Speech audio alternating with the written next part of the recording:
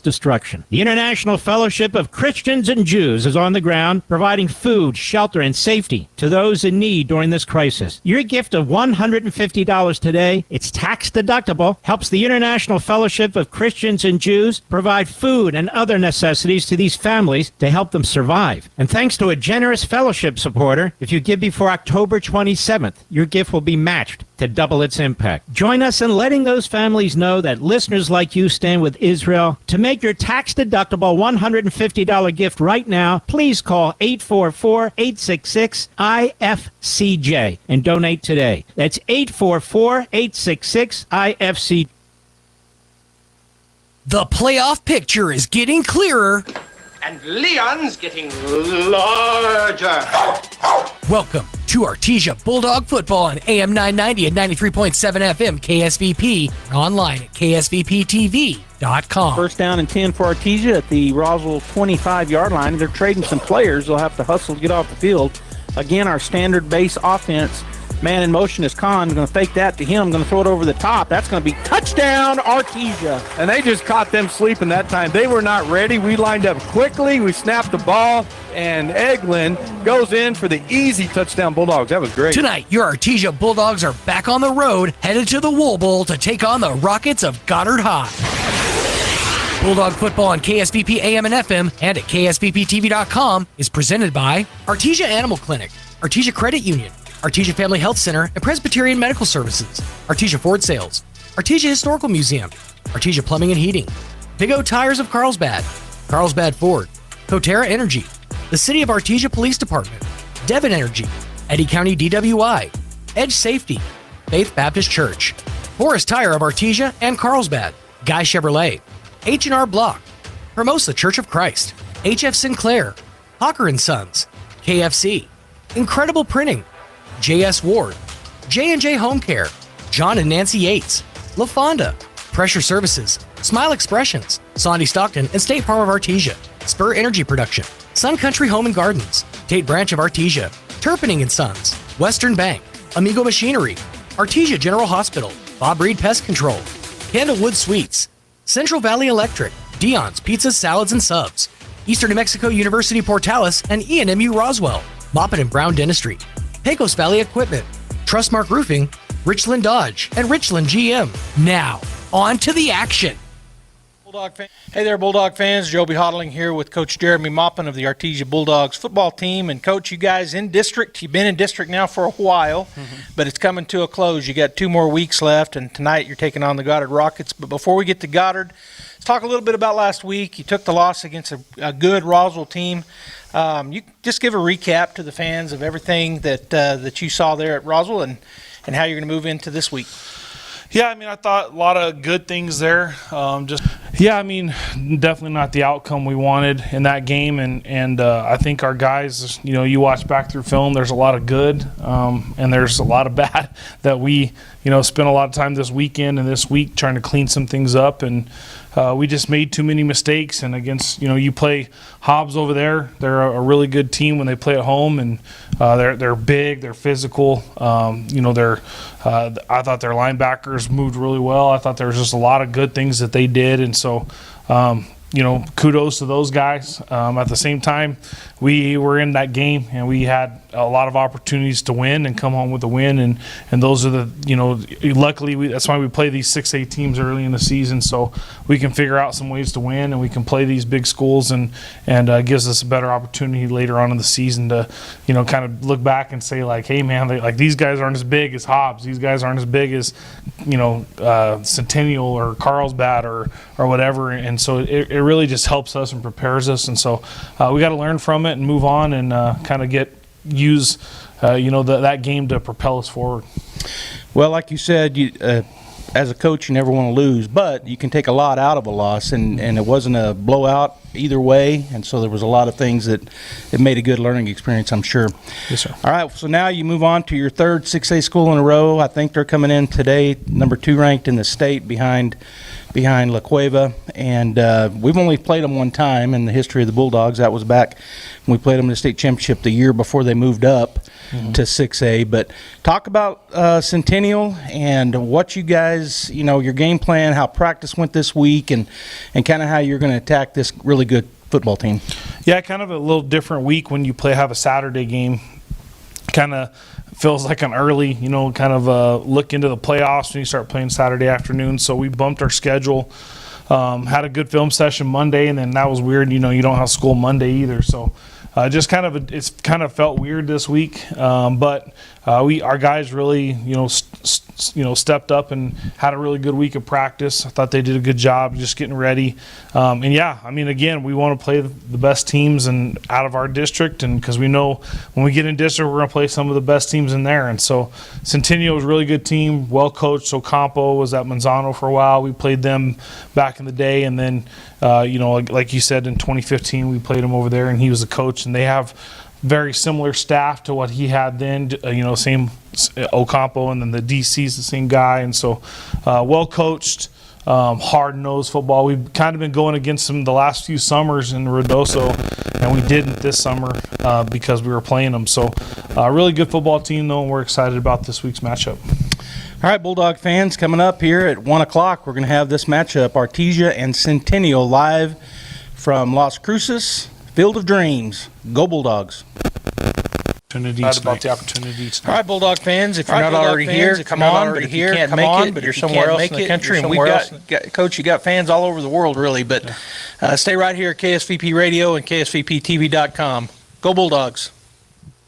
Did you know that many experts recommend planting many trees, shrubs, and perennials in the fall? Not only does the cooler weather lessen transplant shock, but the root growth over the fall and winter translates into faster growth in the spring. Sun Country Home and Gardens in Artesia has a wonderful selection of shade trees, evergreens, and more. Stop by today for the Fall Rose Sale. 25% off select roses. It's time to fall in love with your garden. Sun Country Homes and Gardens, 2707 South 1st Street in Artesia. At Richland Motors, it's never been easier to sell or trade your current car, truck, or SUV for a newer model to hit the road in. Even if you don't purchase from Richland, they want to buy your vehicle for top dollar.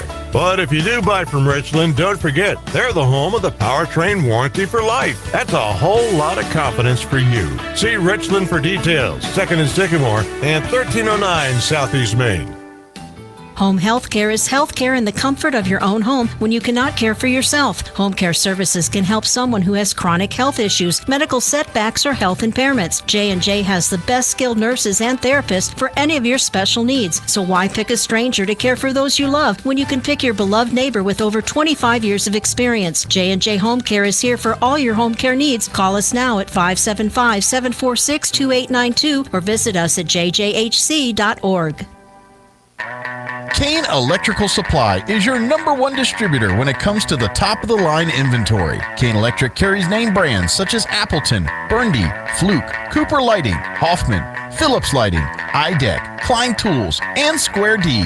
Kane Electric has your professionals and will assist you with any information you may have on electrical supplies. Kane Electric delivers on location too. Come by Kane Electric today in Artesia at 1911 North Roselawn. Mac Energy Company is working to develop today's energy with tomorrow's technology. Technological advances in recent years have presented new possibilities for exploration. We strive to utilize these advances and stay abreast of innovative technology to ensure that our company is a forerunner in the quest for energy for many years to come. But more importantly, Mac Energy Corporation is committed to being an advocate of the communities around us. We invest in community initiatives that focus on youth, education, and innovative projects that address local issues. To learn more about Mac Energy, our affiliates, and our commitment to our youth and communities, visit us at mec.com. Artesia Plumbing, Heating, and Cooling, home-owned and operated for over 50 years, and here for all your plumbing, heating, and cooling needs. Artesia Plumbing, Heating, and Cooling has the expertise to install residential, commercial, and industrial air conditioning units, including the conversion of evaporative coolers to refrigerated air systems. Cut cooling costs with high-efficiency Carrier units from Artesia Plumbing, Heating, and Cooling, your authorized Carrier dealer. Artesia Plumbing, Heating, and Cooling, a proud sponsor of the Artesia Bulldogs and our community for over 50 years. This October, Presbyterian Medical Services is dedicated to supporting women's health. Our health centers are here for you, offering comprehensive care to meet your unique health needs. Whether you're focusing on prevention, wellness, or just looking to take that first step, we're ready to prioritize your health. Take charge of your well-being this October. Visit the Artesia Family Health Center and let us partner with you on your health journey. Call 575-746-9848 or visit pmsnm.org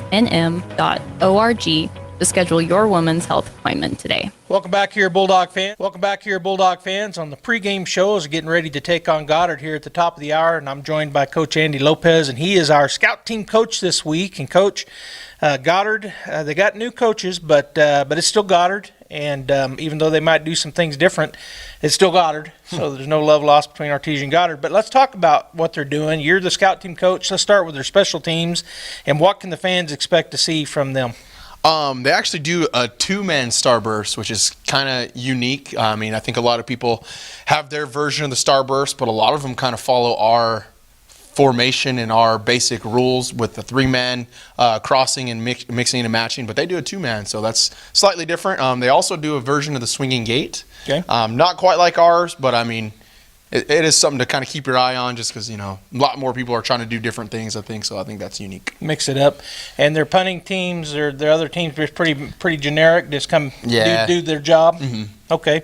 Let's move over to the defensive side of things, and I think the new head coach here, Coach Bolaños, was the defensive coordinator over at Roswell High, so now he's the head coach at Goddard, and so he's probably bringing maybe similar stuff to what he ran at Roswell. But what are they going to be in for the fans so that they can know in their base defense? How are they going to try to cover us when we're spread out? Kind of like you said, it's a lot of old Roswell, not old Roswell, but last, a couple times we played them Roswell stuff, where they really just try to play a little off and keep everything in front of them and make plays there. So, I mean, they'll be in like a real soft two-shell look where the corners are a little tighter but still looking in to help anything intermediate, and then the safeties will stay on top and, really just look for those deep balls and look to come down and make some tackles. So do they have a seven-man front, or do they do a 3-3 stack, or how do they look up front? It's more of a five-man front. I mean, the way their outside linebackers are kind of on the right on that edge and trying to still collision those inside slots. So I got you. Still five-man. And how about size and speed? How do they match up with the Bulldogs? It is a Goddard, so they're going to have their kids, you know what I mean? They're going to have their 200-pounders on the edges, those big guys that get after it. Secondary-wise, they're all real tall and lanky kids. Really? So, yeah, I mean, we got some tall and lanky kids at wideout, so it actually should be a good little matchup there. But no one that really sticks out. A couple kids, decent size, some Goddard kids that play hard, got some good motors on them, so that's always fun to see. Okay. Let's move over to the offensive side, and Coach Maupin talked a little bit about it when we were talking earlier today about the fact that they're not exactly what we're used to seeing from Goddard because it is a new coaching staff, but you guys have scouted them. What can the fans expect to see in their sets, and what kind of things they're going to run? And how much pass, how much run? Definitely more spread sets. Okay. So not get underneath and have two guys behind you and toss and get out there and lead. It's more of, some two back in the gun type things and spreading some dudes out, having multiple receivers on the field, which sounds crazy for Goddard. Right. But they're still trying to run the ball out of those sets. It's different coaches, obviously, but all the guys there are actually Goddard guys. So they will go back to their Goddard ways and stay in those formations, but still try to run the ball just directly at you. They're about 70-30 with run still, two pass, and just like a typical Goddard team, every pass is off of a run. So it's a lot of play action and then chunk it deep. Okay. All right, fans, you heard it right here. We're up the top of the hour. We're going to have Friday Night Lights. We're at the Wool Bowl. Come and see us. If you're not already here, like I said earlier, stay on KSVPTV.com. We're on Facebook, YouTube, and on the radio. Go Bulldogs. Chapter 16 and verse 18 says, "But when they measured it with an omer being about 2 quarts, whoever gathered much had nothing left over, and whoever gathered little had no lack. Each of them gathered as much as he could eat." Is that how we are? Are we getting just what we need? Are we trying to survive within the means of how we gain money or how we spend money? God had it right. God comes along. He's got hundreds of thousands, if not a few million people wandering in a wilderness, and he needs to feed them, and he provides to them manna that looked like dew upon the ground, and it provided them the sustenance that they needed. And God said, get just what you need. And that's really what Jesus gives us. He gives us just what we need. So do you have him in your life? If you don't, come visit us at the Hermosa Church of Christ, and let us help you learn what it is to live in the power of Jesus. There are things you can do to improve the value of your current home if you plan to sell, and a few things you probably shouldn't do. The folks at Lois Oliver Real Estate are experts in real estate in Artesia and can help you with some great advice. If you want to talk to a local expert about buying or selling a home in Artesia, visit with any of the agents at Lois Oliver Real Estate. We know Artesia, and we're ready to help you buy or sell or find local experts who can answer your questions. Lois Oliver Real Estate. We love it here. Find us at 210 South Roselawn or online at loisoliverrealestate.com.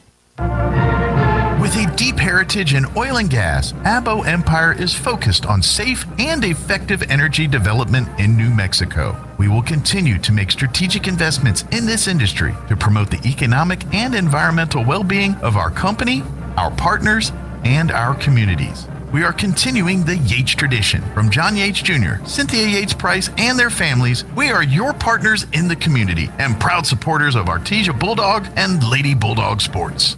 Devon Energy is now hiring in the Permian Basin. As one of the country's largest independent producers of oil and natural gas, we have exciting opportunities for people with a variety of skills and experience. We're looking for people in the Artesia community who work with integrity, dedication, and innovation. Seize this opportunity for competitive pay and comprehensive benefits. Start your career with Devon Energy today. Apply at careers.devonenergy.com. Devon Energy. Commitment runs deep. Go Bulldogs. Picture this. You're behind the wheel of a John Deere compact tractor. You're effortlessly breaking ground, moving piles of rocks just by moving a lever, and enjoying the sun as you clear brush across your pasture.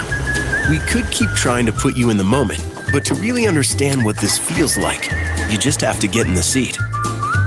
Stop by Pecos Valley Equipment in Artesia and Roswell, or visit us online at pecosvalleyequipment.com.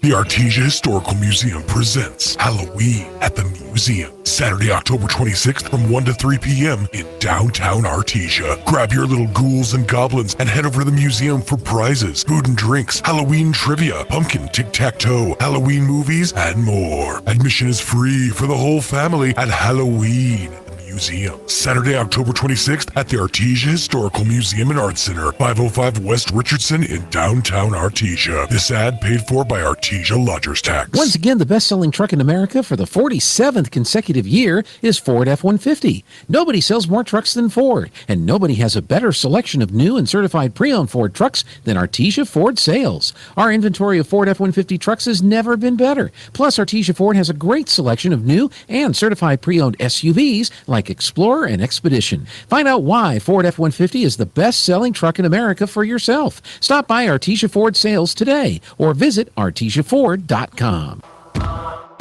Welcome back to the Artesia Bulldog pregame show. It's now time to meet your Bulldogs.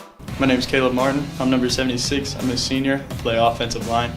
I'm involved in DECA, athletics, Skills USA. My favorite teacher is Jackson Bickle. My favorite football team is New Orleans Saints, and the favorite thing about being a Bulldog is the community. My name is Ricky Mesta. I'm number 78. I'm a senior. I participate in football. My favorite teacher is Miss Wachter. My favorite football team is the Seattle Seahawks, and my favorite thing about being a Bulldog is tradition. My name's Aaron. My number is 79. I'm a junior. I'm left guard. I play football. My favorite football team is the Raiders. And my favorite thing about being a Bulldog is a tradition. My name is Daniel Zarati Jr. My number is 81. My favorite class is Coach Bowden's because he's a good class.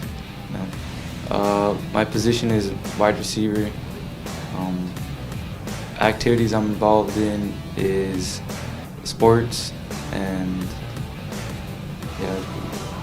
my favorite teacher, also Coach Bowden now. My favorite football team is the Kansas City Chiefs.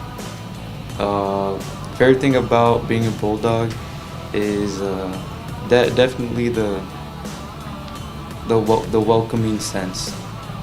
I'm Jaden Quinones, number 82. I'm class of 2026, and I play the slot receiver.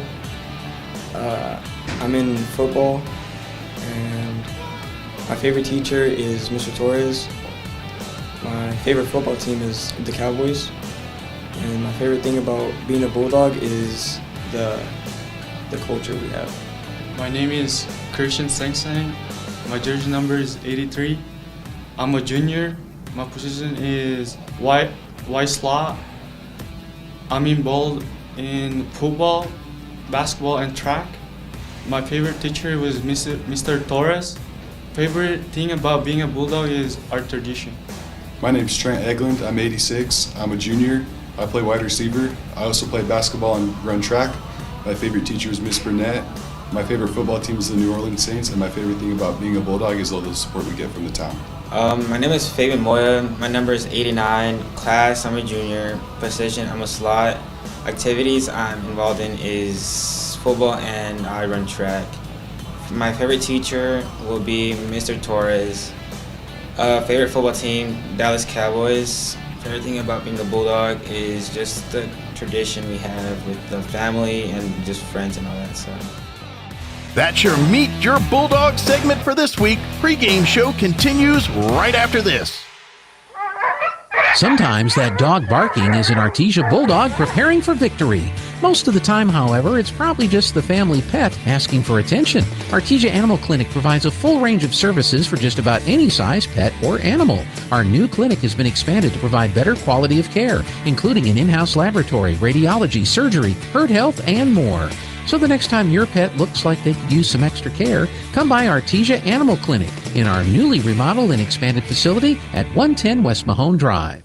Incredible in Artesia is open for business. Georgia and her team are ready to give you the hometown quality and customer service you know and love. Need wraparound carbonless books? Think Incredible. Georgia and her team specialize in in-house design for quality custom business cards at a competitive price. From scanning to desktop publishing, if you need it, they can do it. When you need an incredible job, think Incredible on Main Street across from the Derek Floor statue in downtown Artesia. For all your printing needs, think Ink.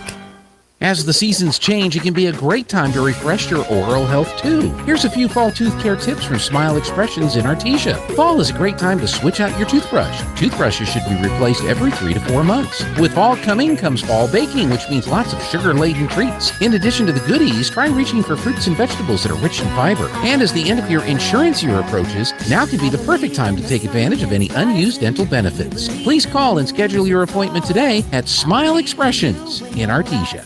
Artesia High School Bulldog Sports is made possible thanks to Buckhorn Production, LLC. Founded in 2021, Buckhorn Production, LLC operates over 200 wells in the Permian Basin. Like the Artesia Bulldogs, Buckhorn Production, LLC strives for excellence in all of our operations. We encourage all of our employees to be great members of our community and encourage you to join them in supporting all of our athletes, students, teachers, and administrators. Buckhorn Production, LLC, proud to support the Artesia Bulldogs.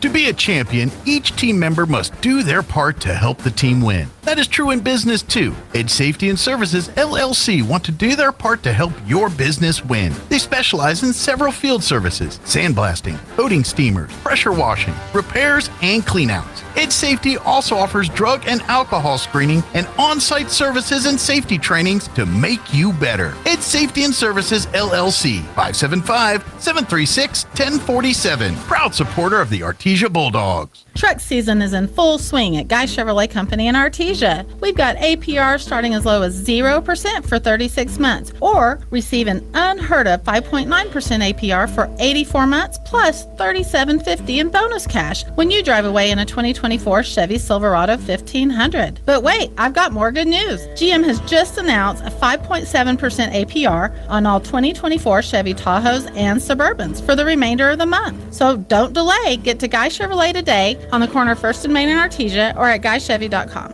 GM Financial APR available on approved credit. La Fonda Restaurant in Artesia has always been known for its great atmosphere and even better food. Well, now you can come in and enjoy a delicious meal with a glass of beer or wine. Come see our full beverage menu today. Don't forget about our lunch buffet with lots of sweets, and we cater too. Come see us now for all upcoming parties and events. The Perkins family invites your family to come in and enjoy a meal with us. La Fonda Restaurant, proud supporter of the Artesia Bulldogs. Central Valley Electric is continually learning and advancing technology that improves electric service, reliability, and safety, and in turn enhancing the quality of life for members that we serve in our local communities. CVE offers an account management program called Smart Hub that allows members to track their usage, set up convenient pay methods, and the ability to manage their energy use with smart technologies. A secure system such as Smart Hub is an easy tool to use. To sign up, visit cvecoop.org and click Smart Hub to get started.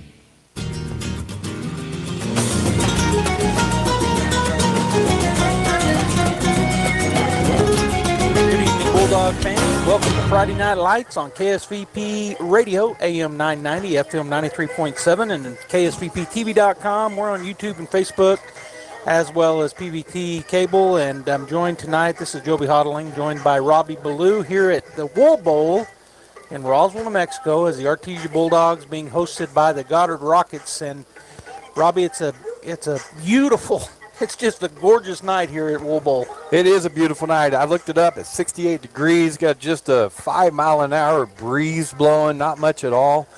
And just a great fall night for some Friday Night Lights.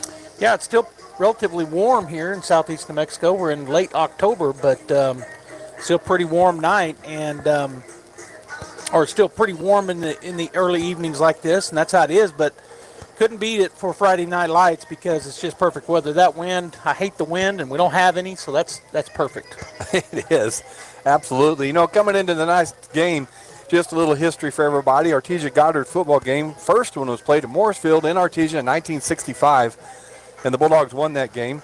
Goddard went 0-16 against the Bulldogs before winning their first game in 1986, right here at the Wool Bowl, where we are tonight. The two teams have been in the same district for the last 24 seasons, with the Bulldogs having a 13-10 record against the Rockets. We've seen 6 playoffs games. The Bulldogs are 4-2. And, you know, it's just a rich history, Joby, as the Artesia Bulldogs and Goddard Rockets get together, especially in the 2000s and late 2000 and, 2011, 12, and 13. Boy, we had some really good matchups with the Rockets.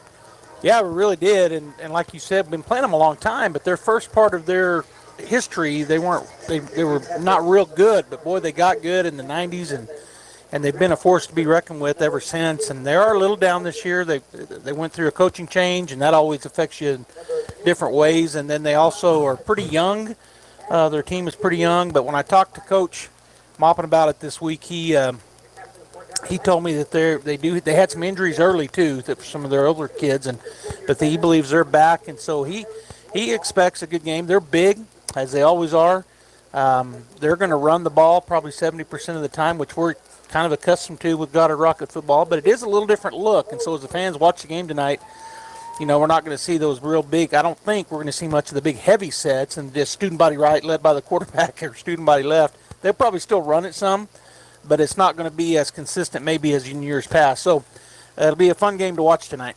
Coming into tonight, Goddard is 2-6 on the year with wins over Valley and Santa Teresa. Their losses to Portales, Carlsbad, Lovington, and Gadsden, and Deming, and Mayfield. Artesia coming in 5-3 on the year. Most of you know this. We lost to Hobbs, Centennial, and Roswell, and then we also have won some games in there. Artesia is averaging 50 points a game with their high-powered offense. Goddard's averaging 17 a game. But just the Achilles heel right now for the Artesia defense is that strong running game, and that's what you just alluded to. And they'll run that bunch set to the right, and then they'll run the student body. And Goddard likes to cut in, not try to get outside of that. They'll kick the outside guy out and then just cut back inside that. So they'd still like to run that, even with the new coach. They'll go heavy and run that. So it'll be interesting to see how the Bulldog defense handles that strong running game tonight. Well, I just watched while Robbie was talking, they just flipped the coin, and the Bulldogs won the toss and elected to receive. The Goddard Rockets chose to defend the north goal first, If you're watching on the radio, the Goddard Rockets are in their navy blue from head to toe. They've got their navy blue helmets, navy blue shirts with white numbers and navy blue pants. The Bulldogs wearing their orange pants, and the white jerseys have some black on them as well, and their numbers are black outlined in orange, and the captains are jogging off now. The Bulldogs, and I don't know, the Rockets, yeah, they're both out waiting to come onto the field. The Artesia cheerleader is going to pick up their banner now, and the Bulldogs will burst through that, and the Rockets have one of those pre-made banners. They'll burst through that, and we're about ready to get going here at the Wool Bowl. And in fact, here come the Goddard Rockets. The Bulldogs haven't burst through yet, but you hear the horns and the whistles and everything that the Goddard Rockets will play as their team enters the field. Bulldogs about to come through. The Artesia band here, the Artesia cheerleaders here, and a great crowd developing across the way. And we were talking about it off air earlier that the Roswell flood this week may have caused some folks not to try to come to Roswell just because of the heavy traffic on Highway 2, but still a great crowd here for the Bulldogs. And there they come as they'll do the dog pile at the 50. You can hear the band in the background, the Artesia Bulldog marching band. So we're going to get to see our offense first tonight. Sorry, Robbie, I cut you right off. Right. So coming into tonight, coaches poll ratings, Roswell's ranked number 1, Artesia's ranked 2, Gadsden's at 3, Deming at 4, Levington at 5, and we're watching that game tonight as Deming is playing Levington, and then Mayfield's at 6, Los Alamos at 7, Goddard coming in at 8, Miami at 9th, and Highland at 10th. So we got the number 2 team in Artesia against the number 8 team in the coaches poll ranking tonight. Yeah, the Bulldogs falling to Roswell last week, 44-40, and that dropped us. You know, we're battling Roswell these last few years, and Roswell is a good opponent. And last year we fell to them in district as well, but then we're able to come back and defeat them in the state championship game. So Bulldogs sitting second in district, I guess. You and I talked a little bit about it, Robbie, last night. We were traveling back from the Goddard Artesia volleyball game. By the way, Artesia girls won last night in 5, if you missed that. The soccer teams were both playing here yesterday afternoon at Goddard, and the girls won 2-0, and they won the district. So the girls are district champs in soccer, and the boys fell to the Goddard Rockets 3-0. But anyway, we were talking about it, and I brought up the question because I just don't know, and I still need to do research, how they'll determine the district champ when Roswell has, if everybody goes undefeated the rest of the way, Roswell will be 1 loss in district to Lovington. We will have a loss in district to Roswell. And I don't know how they do that in football. I just can't remember. So right now I'm figuring that it'll probably be Roswell district champs, but I'm not sure. In any case, and it really doesn't matter, I suppose, and you got to beat who's in front of you. So the Bulldogs are going to be playing Goddard right now. Goddard Rockets going to put the ball on the X. We'll see if they go deep or if they try to do some kind of an onside or a short kick to stay out of our starburst. Got number 27, Nathan Reed, going to do the kicking honors for the Goddard Rockets. Back deep for the Bulldogs is Con, Para, and number 22, Jet Fuentes. All right, so Reed puts it there. He's ready to go. He's waiting on the go-ahead from the white hat in the Bulldogs end zone, and he give it, and here comes the kick. It is going to be a little pooch kick. It's going to be caught by number 32 for the Bulldogs, and he will power forward out to about the 40-yard line, 1st and 10. So just that kick over to the right side, Jet Whitmire does a good job fielding the kick in the air and then just picking up whatever yards he could. So good starting position for the Artesia Bulldogs. Ball will be placed on the near hash. If you're just now joining us, Bulldogs won the toss. That's why, and so they elected to receive. Goddard chose to defend the north goal. So the Bulldogs will start from their own 40 on the near hash from us here in the press box. And they're going to come out with trips to the far side, which is the wide side of the field. Galindo is to the right of Casadas in the backfield. Snap is down, going to turn, hand it off to Galindo. Got a lead blocker. He gets around the first man, and he'll pick up, looks like about 6 yards. Yeah, just a good run play to the left there to get things going tonight. Galindo had to wait to actually plant his foot, cut back inside. Good tackle by number 37, Talon Payne. So the Bulldogs getting their play in. Isaac just went a little bit towards the sideline and Looked like Coach Moppin signaled it in. So we're going to go back to the first time tonight that we're in our normal looking set, the A formation. Snap is back, turn, hand it off. Nope, he pulled it out of there. He's going to throw man wide open is Diego Lopez. He's to the 25. Going to try to get around a man. He's going to be knocked down finally at about the 11-yard line. Great play by the offense. Well, they brought a linebacker up, shot that A-gap, and he hit Galindo in the mouth, but everybody kind of thought Galindo had the ball. Diego comes up on the left side, goes across the middle of the field, wide open. Great throw by Cazares, and that would have been a touchdown, but Gary Roybal saved it for the Rockets. So, yeah, he may not have fooled everybody, but he definitely fooled this guy because I thought he handed it off. All right, so back in our A formation, slot and wide out on either side. We're on the far hash now. Turn, hand it off this time. And Galindo had to sidestep the defense. He will pick up about 3, 4, 5, maybe 5 yards on a great play by him. Yeah, as soon as he got the ball, Eric Gutierrez, number 63, was hitting him, and he just kind of got away from him, but it broke the whole play up. So it's a good job picking up the yards that he did. 2nd down and 6 after the pickup of 4. Again in the A formation, ball near the middle of the field this time. Galindo to the right of Isaac Casadas in the backfield. Snap is back, going to fake the handoff. He's looking to throw it. Now he's going to pick the ball, take and run as Isaac. He makes 2 men miss and rolls inside the 1-yard line. They're going to mark him down about the 1. We're trying to throw that out route to Kahn. He goes a yard deep in the end zone from the slot right. And but it was great coverage, and it's a good job by Cazares not to try to force it in there on 2nd down. He just stuck it and got it down close to the end zone. And it was enough to pick up a 1st down. So it's 1st and goal at the 1-yard line as the Bulldog just outside the 1-yard line. Again, we'll stay in the A formation, a slot and a wide out on either side. Galindo this time to the left of Isaac in the backfield. Going to bring Kahn in motion, pitch it to him. And then Kahn's going to try to get in, and he will. Touchdown, Artesia. Boy, same thing. He comes in motion. Cazares takes a snap, tosses it in the air. Kahn gets it, and he got hit by Rocket. As soon as he caught that ball, did a good job of, holding on to the ball, and then breaking that tackle and fighting into the end zone. Bulldogs acted like they were going to get in the swinging gate, but they don't. They're going to line up for the normal PAT. And Dominguez, the kicker for the Bulldogs. They now they're swinging out of it, so they're going to go into a split set here and run a play, it looks like, out of the PAT. The quarterback in there is Warren, the junior quarterback. Snap is back. He turns, pump fakes it. He's going to throw it to a wide open receiver in the corner of the end zone. 2-point conversion is good.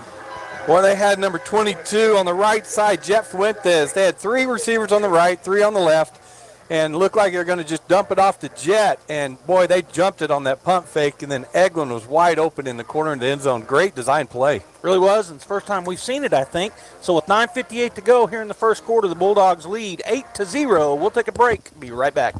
Hey, Artesia Bulldog fans, are you ready to unleash the spirit of victory this season? Tate Branch Auto Group is proud to stand alongside the Bulldogs as they charge onto the field, court, and track. Just like our commitment to delivering top-notch vehicles and service, your dedication and passion for the Bulldogs inspire us every day. Visit Tate Branch Auto Group today, either in person or online, because when it comes to supporting the Bulldogs, we're all in. Tate Branch Auto Group, revving up the Bulldog pride. Go Bulldogs!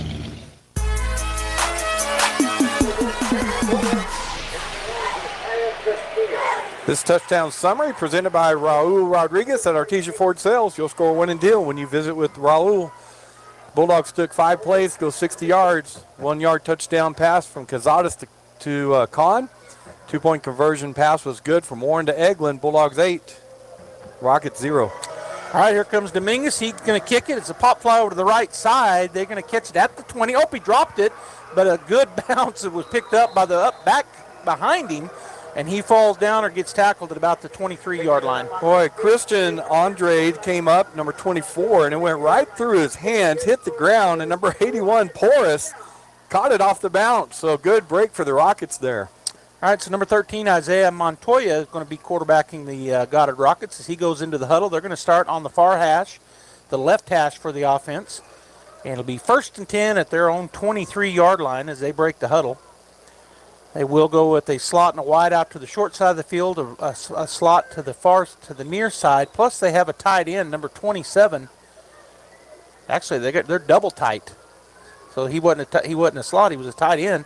They're going to hand it off in the backfield. Bulldogs chasing down for a loss.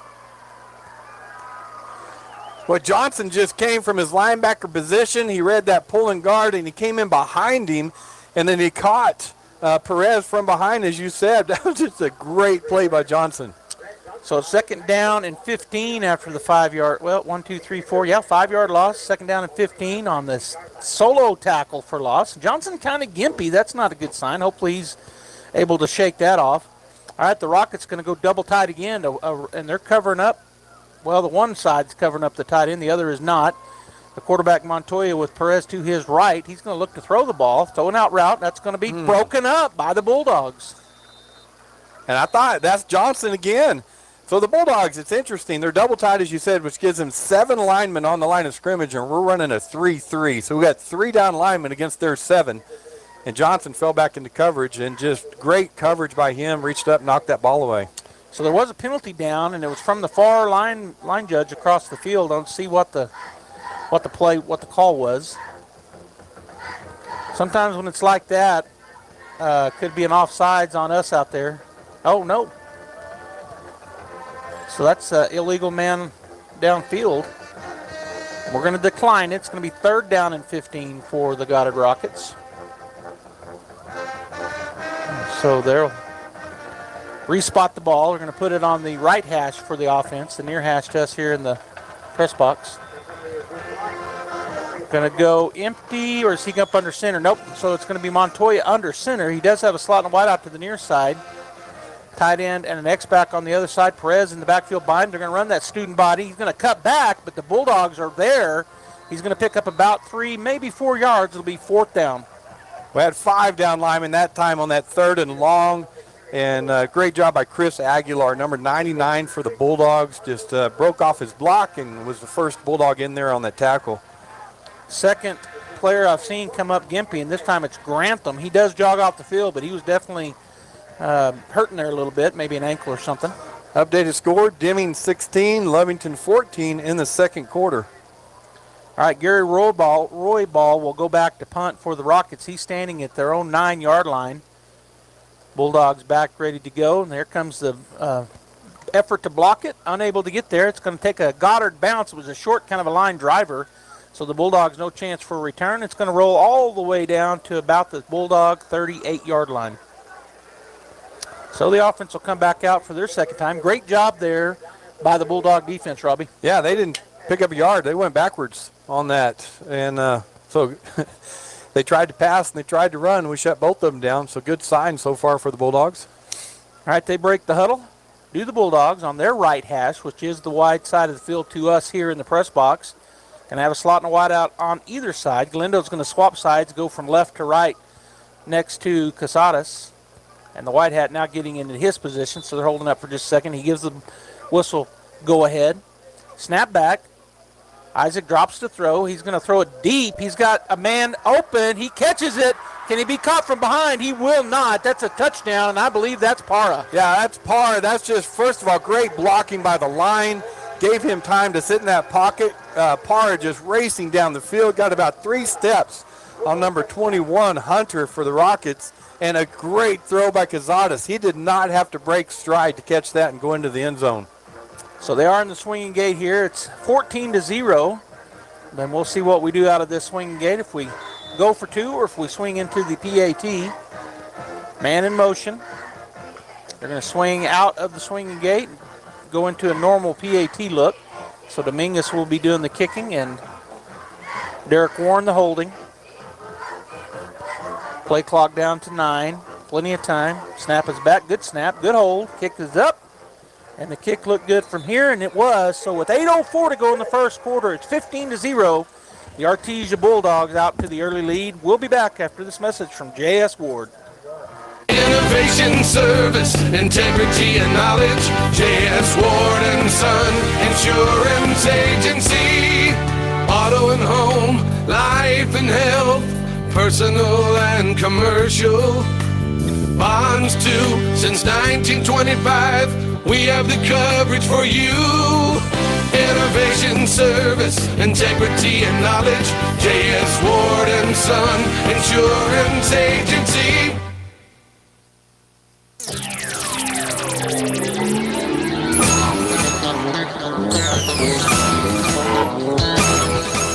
And this Artesia scoring summary presented by Raul Rodriguez at Artesia Ford Sales. You'll always score a winning deal when you see Raul. That drive took one play, covered 62 yards, touchdown pass from Cazadas to Parra. Kick was good. Bulldogs 15, Rockets 0 with 8:04 left in the first quarter. All right, Dominguez lines it up on the X, and he'll get ready to kick it. And I was before the game, the little flags on top of the goalposts are just tiny, barely moving. So it's just really calm, beautiful night. See what he does with it this time. He can put it anywhere. Here's the kick. He's going to pop it to the left side this time. And it's going to be caught at about the 19. Going to go to the middle is number 8, and then he's going to be gang tackled there by a number of Bulldogs. Tristan Torres is the one who caught that kickoff and went down that right side before Brody McDonald, number 18, wrapped him up, and other Bulldogs came to help. 1st and 10 for the Rockets at their own 27-yard line. I think that's exactly where they started a while ago, at their own 27-yard line. So good job by the kicking unit for the Artesia Bulldogs. Going to break the huddle. They're going to have They're going to have a slot and a wide out to the wide side of the field, and X-back on that side as well. A wide receiver on this side. Perez to the left of Montoya snaps back. He's going to run the pitch, speed option, and that's going to get Perez down the field. He's still on his feet. I thought he went down. He kind of backed out of the tackle and then lunges forward again, pickup of about 6 yards. Good call that time. We had the 5 down linemen, so they just sealed them off, kind of created traffic for the linebackers, and got a little space out there. Huffman was the first Bulldog in there to wrap him up. I bring up a 2nd down and 4 for the Goddard Rockets as Montoya hustles back into the huddle, has his play from the sideline. Still a few Bulldog fans coming in. I'm watching across the field over there at the gate, so continuing to add to our crowd. Ball near the far hash, the left hash for the Rockets. Perez to the left of Montoya in the backfield. Snap is back, going to turn, fake it, throw it out there. It's going to be caught, and that's a big run to the right side for a first down by, looks like, number 88, Big Kid. Yeah, we were coming up the middle that time, brought a linebacker on a blitz, and that's 6 guys up there, so they just went outside with it to Bruce Loya. Good-looking athlete out there, caught that and picked up the first down. Number 23 made the tackle for the Bulldogs, Miguel Soto. Number 12 comes into the huddle. Brady Gibbs, he gives the play to Montoya, and so the running back, Perez, comes out. Gibbs replaced him. They're going to have a slot and a wide out to the wide side, which is the right side for the offense. Montoya looking over the defense. Gibbs to his right. Going to turn, run the speed option this way this time. Nowhere to go, and he's going to be tackled about a foot gain. Well, good job that time. It worked to the left, so they come back to the right, and Marco Soto shut that down that time. He just didn't leave anywhere for it to pitch, so quarterback turned up the field. Montoya did, and other Bulldogs come in there. So 2nd down and basically 10. I thought he might have got a foot with forward momentum, but it looks like they spotted it right on the 45. Ball in the middle of the field. Gibbs, the running back, to the right of Montoya in the backfield. In the shotgun. Snap is back. Bulldogs show a blitz. They bring it, and boy, it's wide open up the middle. Gibbs is going to have the first down and more, pickup of about 13 yards. That way, the Bulldogs went to 3 down linemen that time, so they run it, just off tackle. Pull backside guard and tackle to the left, and they opened up a huge hole in there before the Bulldogs could get to him. So good call by the Rockets. First down now for the Goddard Rockets. I knew it was a first down, but I was looking at the chain gang over there, and it still had 2nd. We're down to 5:51 here in the first quarter. 15-0 Artesia, but Goddard starting to put some move on the ball as their offense has moved down the field here, 20-30 yards or so. Montoya looks over the defense. Bulldogs have 1, 2, 3, 4, 5, 6 up on the line. Snap is back. It's going to be a little counter, and Gibbs follows in behind big number 75, and he'll pick up about 2 yards. And that's the difference it makes. Coaching game right now. That running game on the inside went 5 down linemen with 1 linebacker. Johnson comes around there and makes the tackle for the Bulldogs. 2nd down and 8 from the Bulldog 40-yard line as the Rockets break the huddle. Gibbs stays in. He's to the left of Montoya. Slot and a wide out to the near side. 1 receiver to the far side in single coverage over there is the Bulldogs. Montoya taking his time, looking over the defense. Snap is back. He's going to run the speed option again. Nobody out there for the Bulldogs, but they do a good job converging, and so a pickup of about 2.5. Now, in that formation, the Rocket formation with the Bulldog defense, that 3-3 defense, there's no one to take the pitch out there. Yeah. There's no one has that response. Well, the safety actually has it, and there's no way he can make that, so it's a good call. So it'll be 3rd down and 5 for the Rockets, 3rd down and a long 5 as they break the huddle. They're again going to go with the slot and a wide out to the near side plus an X-back. One receiver to the far side. Montoya again looks over the defense. Gibbs to his left. Snap is back. He's going to drop the throw. Bulldogs get in there, and he's got a man, but overthrown. It'll bring up 4th down. Trying to hit Jose Porras over the middle, number 81, but he was well guarded by Cuellar. So Goddard in 4-down territory more than likely. It's at the Bulldog between the 37 and the 38 where the ball's spotted. So 4th down and a long 5 for the Rockets, and they do keep their offense on the field. So a big defensive stand here for Artesia. Good opportunity for a big defensive stand. Gibbs stays in at running back. He's to the left of Montoya in the backfield in the shotgun. Snap is back. Bulldogs rush, and that throw is short and incomplete. So that turns it over. Bulldogs 1st down at their own 37.5 yard line. Yeah, Porras lined up wide receiver on the left over there. He was trying to get past the 1st down marker and run a stop route and come around, but Montoya threw that before he was in halfway through his route, and so it wasn't even close. So the Bulldogs get the stop, and it is now 1st and 10 for them. They have scored on their first 2 possessions, had a drive on their first series, and then 1 play drive on their second series on a 60-plus yard touchdown throw. Slot and a wide out on either side. A formation look. Glendo to the right of Isaac in the backfield. Goddard shifting on their defense. Looked like there was an offsides, and I believe that's the... Oh, he said false start. So false start on the Bulldogs. I think our right guard went early, or right tackle did, but halftime score, Deming 16, Lovington 14. So really watching that game tonight. Joby, Roswell and Mayfield play tomorrow at 1, but again, Deming number 4 and Lovington number 5 in the rankings right now. Yeah, that sounds like it's a good matchup, and I figured as much, and I guess we figured out they must have started at 6, so started early because they're already in the second half, or fixing to be. All right, so it's 1st down and 15. Casadas takes snap. He's going to turn, fake the handoff, going to throw it out to the right side. Great catch down the sideline. He goes 50, makes a man miss. Oh, that was a great move. He stays on his feet, and that's going to be a touchdown, Con. Well, that was incredible. First of all, good throw by Casadas, and he had to fingertip that because it was out in front of him to keep him going. And then he had a defender in front of him about 10 yards waiting on him to get to him, and he put such a move on him, the defender just fell to the ground, and he went around him, and then he showed off his speed going down that sideline. That was an incredible move. It really was a great way to say it, incredible. All right, so the Bulldogs in their swinging gate. See if they swing out of it again or if they go for 2. They do swing out, so see them line up for the normal-looking PAT. Warren will hold it. Dominguez will step back for the kick. And in pregame, Josh said he just kicked a 50-yarder, so he was kicking them deep. He's got a leg. They're going to run a fake. Dominguez looking to throw the ball. He's going to throw it out there, and it's going to be, 2 Bulldogs, I think, touched it. Incomplete. Eglin and Jet Fuentes were out there with 1 Rocket. One was deep, one was short, and the Rocket was between them, and he kind of threw it between them, so all 3 of them collided in the end zone and no catch. Well, 3:57 to go in the first quarter. Our score 21-0 Artesia. We're going to take a break, and we'll come back for the kickoff. Help benefit the Wounded Warrior Project with H.F. Sinclair, Saturday, November 9th at the Veterans Mission 5K Fun Run, Walk and Ride. This 5K Fun Run will begin and end at Beige Veterans Park in Artesia, and the course will take you around Eagle Draw, Walk or Run. Kids 6 and under can join on their bikes. Pre-registration is $25 for adults and teens, kids $10, and your 4-legged companion only $5, with all proceeds to benefit Wounded Warriors. For more information or to sign up, visit hfsnn.com/veterans-mission-5K.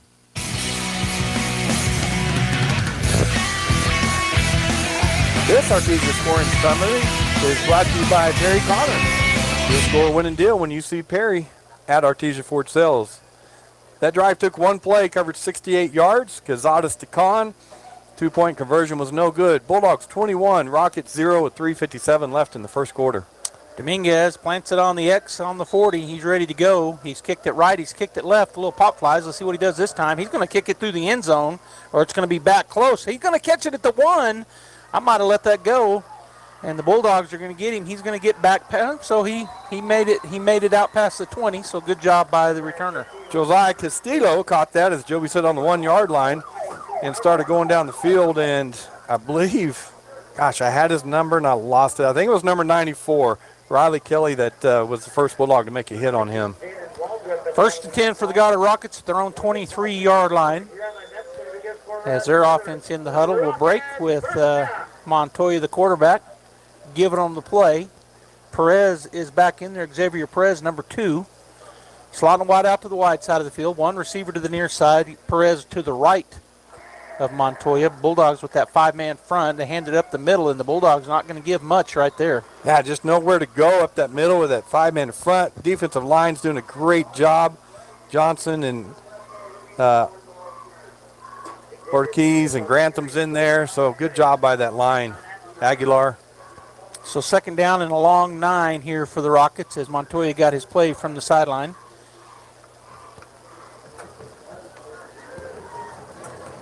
They'll come out with their slotting a wide out to the wide side of the field, receiver to the near side. Perez to the left of Montoya. 5-man down front. He's going to throw the ball on a little tunnel screen, and it works as 81 breaks out and away. Bulldogs are going to have to hurry to get him. He breaks that hard tackle, and the Bulldogs chase him down. Will they get him down is the question. He's still on his feet. Finally out of bounds inside the Bulldog 20. Boy, Porras, number 81, showed his athleticism on that play as he just streaked down that sideline. Great blocks, first of all, to free him up. And then Harco was trying to chase him down, couldn't catch him. But he spun out of 2 tackles in that run there. That was a great athletic play by Porras. Yeah, it was a good pass, and like you said, great blocking, and then just the athleticism and speed gets them a big first down inside the Bulldog 20, inside the red zone at the 18-yard line. And they're going to go a heavy package. They got a little trip set tight on the left side. Running back in the backfield is Perez. Montoya under center. He's going to turn and pitch it that way to the right. Tries to cut back, and he's able to squeeze through. I thought we had him stopped, Robbie, and he squeezed through and picked up about 5. Yeah, the defensive line stuffed the hole big time. I mean, they were flowing down that way, and because they were flowing so hard and stuffed it, he cut back behind them. And 29, Javen Garcia makes the tackle for the Bulldogs. Perez is hurt, and so they've come out to help him. He got up, but he looks a little stunned. Yeah, who was it? Sorry. Oh, both of them are on here again. That was McNeil that made the tackle. They got 2 29s on the roster, and Garcia is one of them. Okay. Yeah, it was McNeil. Well, Gibbs comes back in as Perez was stunned on that play. The way he got up, he almost stumbled, so I don't know if, like I said, use the word stunned. It looked like he got maybe rung his bell, maybe. 2nd down and 6 at the Bulldog 14-yard line. Going to go heavy package to the right side this time. I'm calling it heavy because they got 3 receivers kind of bunched up on the right side. Gibbs to the right of Montoya in the shotgun. Ball near the far hash. They're going to run a little shuttle pass the other way. Bulldogs had it played perfect, but he bounces off number 8, and he's going to get inside. Well, I thought he was going to get into 10, but he did not. It's going to be 3rd down at the Bulldog 11. It's interesting. Grantham has played defensive end almost this entire season, and they moved him to nose guard this game. Johnson, they had moved him from defensive end last year to linebacker. Johnson's going down on that 5-man front to defensive end, but we're not wrapping up, Joby. Couple of good hits on him, but neither one wrapped him up. He just kept going. 3rd down and 3 as they got to get to the Bulldog just outside the 8-yard line. Tight formation to the right. Snap is back. It's just going to be a keeper by Montoya, and he's going to push forward, and it looks like he did get the first down and more. A good move by him. He ran into the back of one of his blockers and put a spin move on, and then kept going upfield. Rafael Orozco making the tackle for the Bulldogs. So it'll be 1st and goal at the Bulldogs 6-yard line. 1:33 to go on the clock and counting here in the first quarter. 21-0 Artesia. But the Goddard Rockets knocking on the door. We're going to go that bunch set to the right side again. Gibbs to the left of Montoya in the backfield. He remains in the shotgun this time. He's trying to bring a man in motion. Nope, he doesn't come. Snap is back. Fake the handoff. Jump. And he is going to be sacked. Boy, that didn't fool anybody. I think that might have been a designed play for him to pump it and then run. It might have been. If they were trying to get to Castillo out there coming across the middle, he was covered great by Cuellar. But as you said, when he pumped that and came down with it, there was 4 Bulldogs that hit him and drove him 10 yards backwards. So it'll be 2nd and goal at the Bulldog 11-yard line as Montoya gets his play, then he goes and looks back to the sideline. So I don't know if there was a change or he just needed it rewound. They'll come back out. He'll stay in the shotgun. Gibbs to his left, a bunch set to the right. One receiver off to the far side. He's in double covered out, safety over the top. The corner's kind of sneaking this way. They're going to throw it over the top. It's going to be, I think it's caught. Touchdown, Goddard.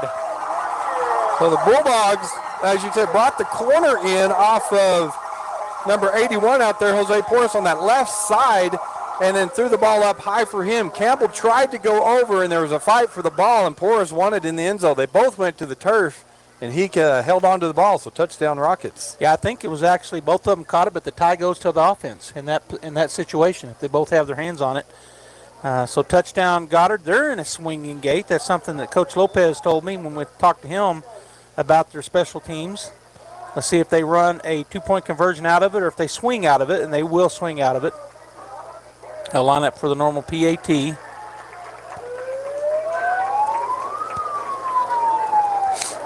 Hold is down, the kick is up, and it was blocked. So it's going to be 21-6 with 22.3 seconds here remaining in the first quarter. We'll be back for the kickoff. Stay right there. What I enjoy most about working at Coterra is just the people. We all work very well together. We look forward to going to work every day. I'm challenged day to day, and it's a good challenge, professionally. The best thing about Coterra is the people. That's what keeps me at the company. The people I work with are awesome. We encourage a lot of collaboration, and that's just exciting to me when you get to be a part of so many different people's lives. Coterra Energy, producing energy, empowering people, building community.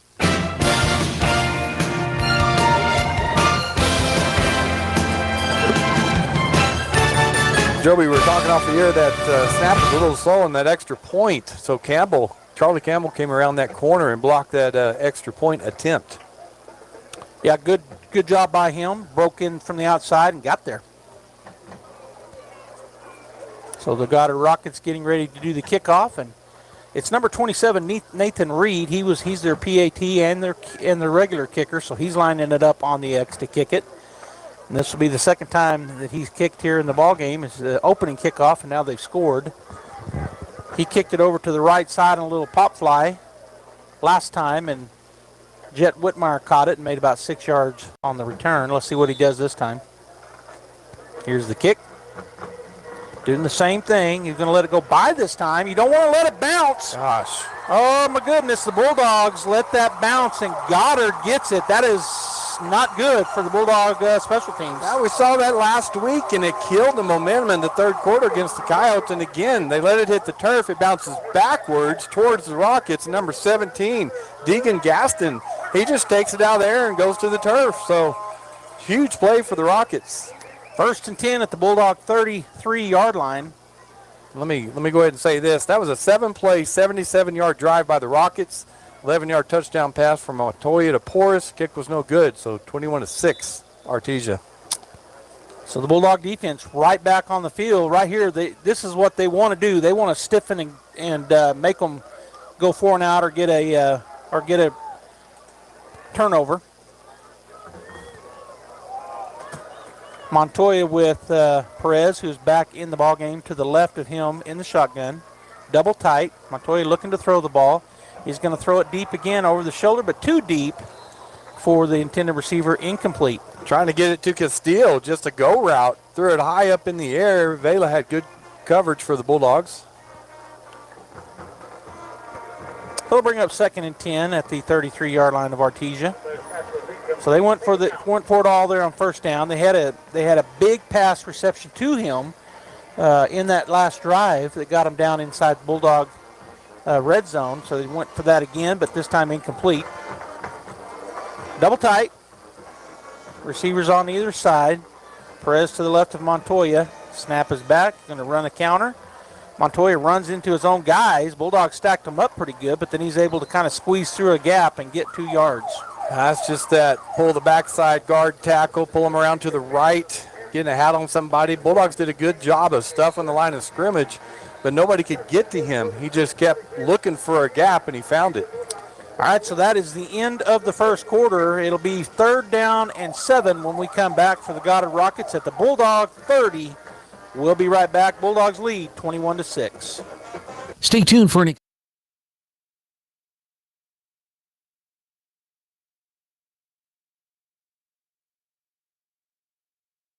It's time to take back what's been taken from us.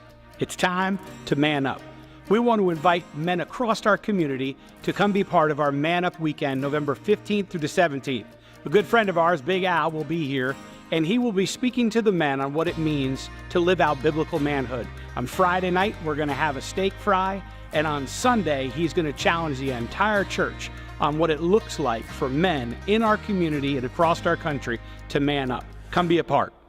It's Kubota Orange Day. If you want to talk to a local expert about buying or selling a home in Artesia, visit with any of the agents at Lois Oliver Real Estate. We know Artesia, and we're ready to help you buy or sell or find local experts who can answer your questions. Lois Oliver Real Estate. We love it here. Find us at 210 South Roselawn or online at loisoliverrealestate.com.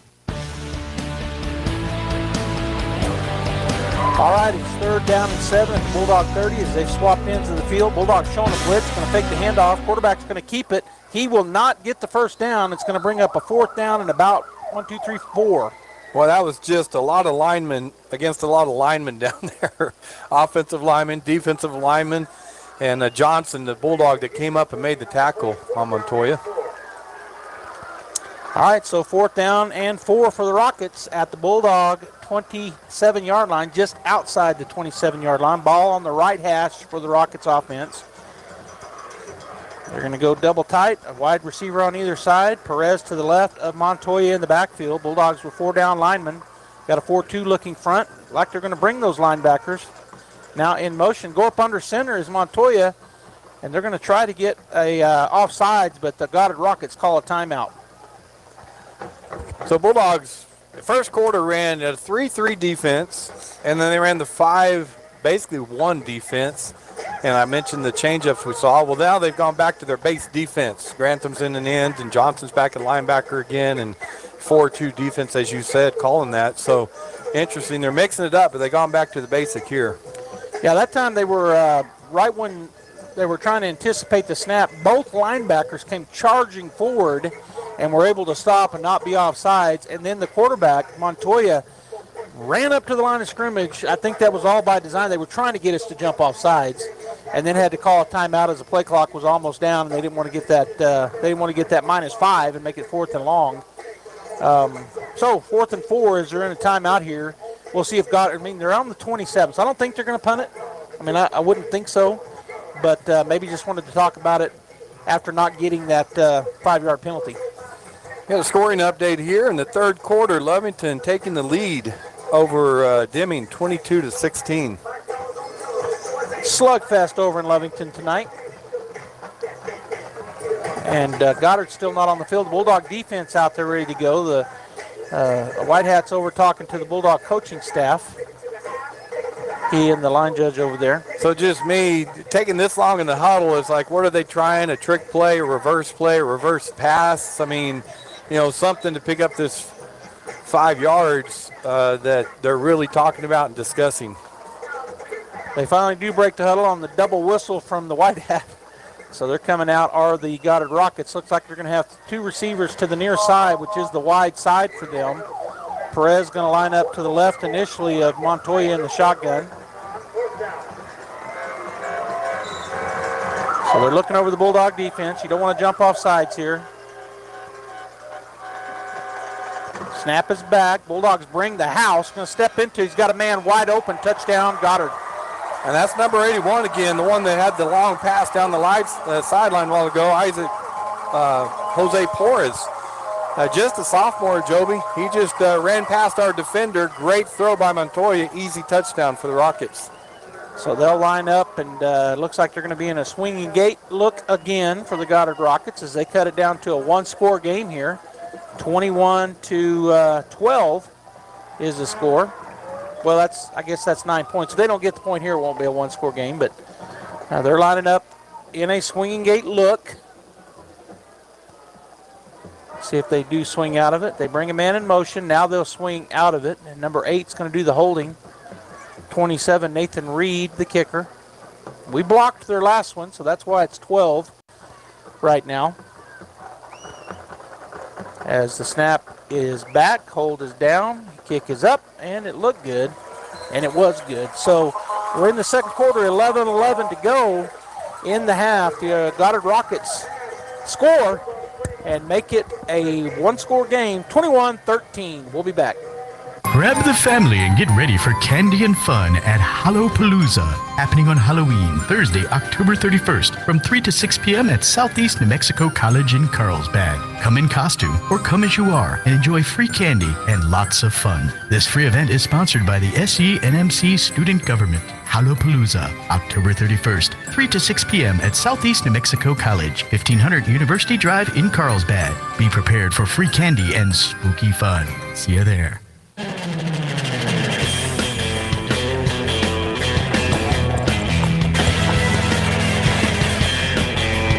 Back out of drive, 4 plays, covered 33 yards, 27-yard touchdown on a 4th and 5 from Montoya to Porras. And the kick was good, 21-13, Artesia leads. And I honestly forgot that was a 4th down play. Darn. All right, so Nathan Reed puts it on the X. He's ready to go. Here comes the kick. Going to pooch kick it again, coming up strong. Well, they're going to almost run into each other. This time the up back goes backwards and gets it, and then he runs up to about the 46-yard line before he is tackled on the sideline. That's a good job by Jack Byers because they're trying to kick it between him and our deep guy. And Jack, last time our short guy it was over his head, so he took off running to block somebody. Jack that time backpedaled about 7 or 8 yards, reached up high, caught the ball, secured it, and then picked up some yards. The part that was scary is I thought they were going to collide because our back guy was coming hard, but they didn't. So first down for the Bulldogs at our own 46-yard lines. We break the huddle. Trips to the left side, which is the wide side. Ball on the right hash for the Bulldog offense. Galindo to the right of Isaac Casadas in the backfield. Snap is back. And I don't know if it's a broken play or what, but we got a penalty flag right in the middle where you're normally holding. We pick up a 2 by Casadas. That looks very awkward to me. Yeah, and we've seen some breakdown so far on that offensive line as they're getting somebody free and putting a lot of pressure on Casadas. Seems like every other play. That time they only had 4 down linemen and 1 linebacker. They only had 5 guys in the box, and they still got back to him. Well, it was a holding, so it's a 10-yard penalty. It'll remain first down, but it'll be 1st and 20. And the snap was off. The snap looked weird. It kind of floated back there, and Isaac caught it and tried to run immediately, and that may be because he felt like the pressure was going to be on him, as Robbie said. So 1st and 20 at our own 36-yard line. Again, trips to the wide side. 1 receiver to the near side. Galindo to the right of Isaac Casadas in the backfield. Again, 4 down linemen, 1 middle linebacker, so they got 5 back. That's a running play, and boy, Galindo had nothing but green grass. He makes a man miss. He's all the way to their 40, inside their 40, down to the 37. Well, and that's what you want to do with 5 guys in the box, right? They cross-block it with the linemen. They open up a huge hole. Galindo gets the handoff, and nobody touches him until 20 yards down the field. So, good call. 1st and 10 for Artesia at the Goddard Rocket 37-yard line. Again, going to go trips to the left, which again is the wide side of the field. Galindo to the right of Casadas. They again have the 4 down lineman, 1 linebacker, going to run the same play but fumble it, and luckily Galindo fell straight down on it. So Bulldogs come out strong. They go up 21-0. The Rockets have a good drive off a huge play by Porras, and then that kickoff turnover on the Bulldogs just gave them the momentum. So they really need to get it back here, Joby. We need to drive down and score again and get the momentum back. Well, that was a loss of 3. It's 2nd down and 13 at the Goddard Rocket 41-yard line. Trips to the far side, 1 receiver to the near side. Galindo to the right of Casadas. He's going to drop straight back and look for a screen pass. He gets it to him, and Galindo's to the 30. He finally cut down. He's going to go down at about the 25-yard line. It'll be a big first down pickup. I love the call because those 4-down linemen are coming hard, and that's what we talked about, them in the backfield. So, block them for 2 seconds, let them come, throw the screen over the top of them, and get it in Galindo's hands. All right, so 1st and 10 at the Goddard Rocket 27-yard line as the Bulldogs have been on this near hash this entire drive. Going to go back to an A formation look, a slot and a wideout on either side. Galindo to the left this time of Casadas in the backfield. Again, a 4-1 look. They're putting the linebackers out on their slots.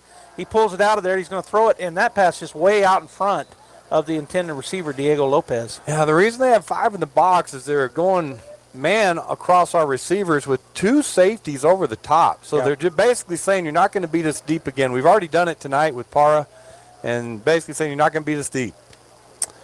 All right, it'll be 2nd down and 10 after the incompletion. Slot and wide out on either side. Galindo to the left of Isaac in the backfield. Ball on the near hash, the right hash for the offense. Snap is back. Going to run a speed option, pitch it. Galindo's got a man out blocking. He's to the 20. Gets around 2 guys to the 10, to the 5. And he just goes over the top of the guy coming to try to block him. Touchdown. And that's the greatness of Galindo in the running game right there, because you're going to sit back and say you can't pass deep. That's fine. We'll pitch it to Galindo, get a great block from Diego Lopez on the outside there, and then Galindo's athleticism just gets him in the end zone. Yeah, and I said he run over a block. He ran over a defender. Number 8 was coming to try to stop him, and he just, you saw him just like say, I'm going through you. You saw him catch another gear and lower his shoulder and go into the end zone. All right, swinging gate. We're going to pitch it, and that's going to be Diego Lopez. And boy, didn't look like we blocked. He's tackled no good. We had 3 guys blocking 1 guy into about 8 yards deep in the end zone, which left 2 other guys free that hit Diego, and he went nowhere. Man. All right, so it's 27-13 with 9:15 to go in the half. The Artesia Bulldogs lead. We'll be right back.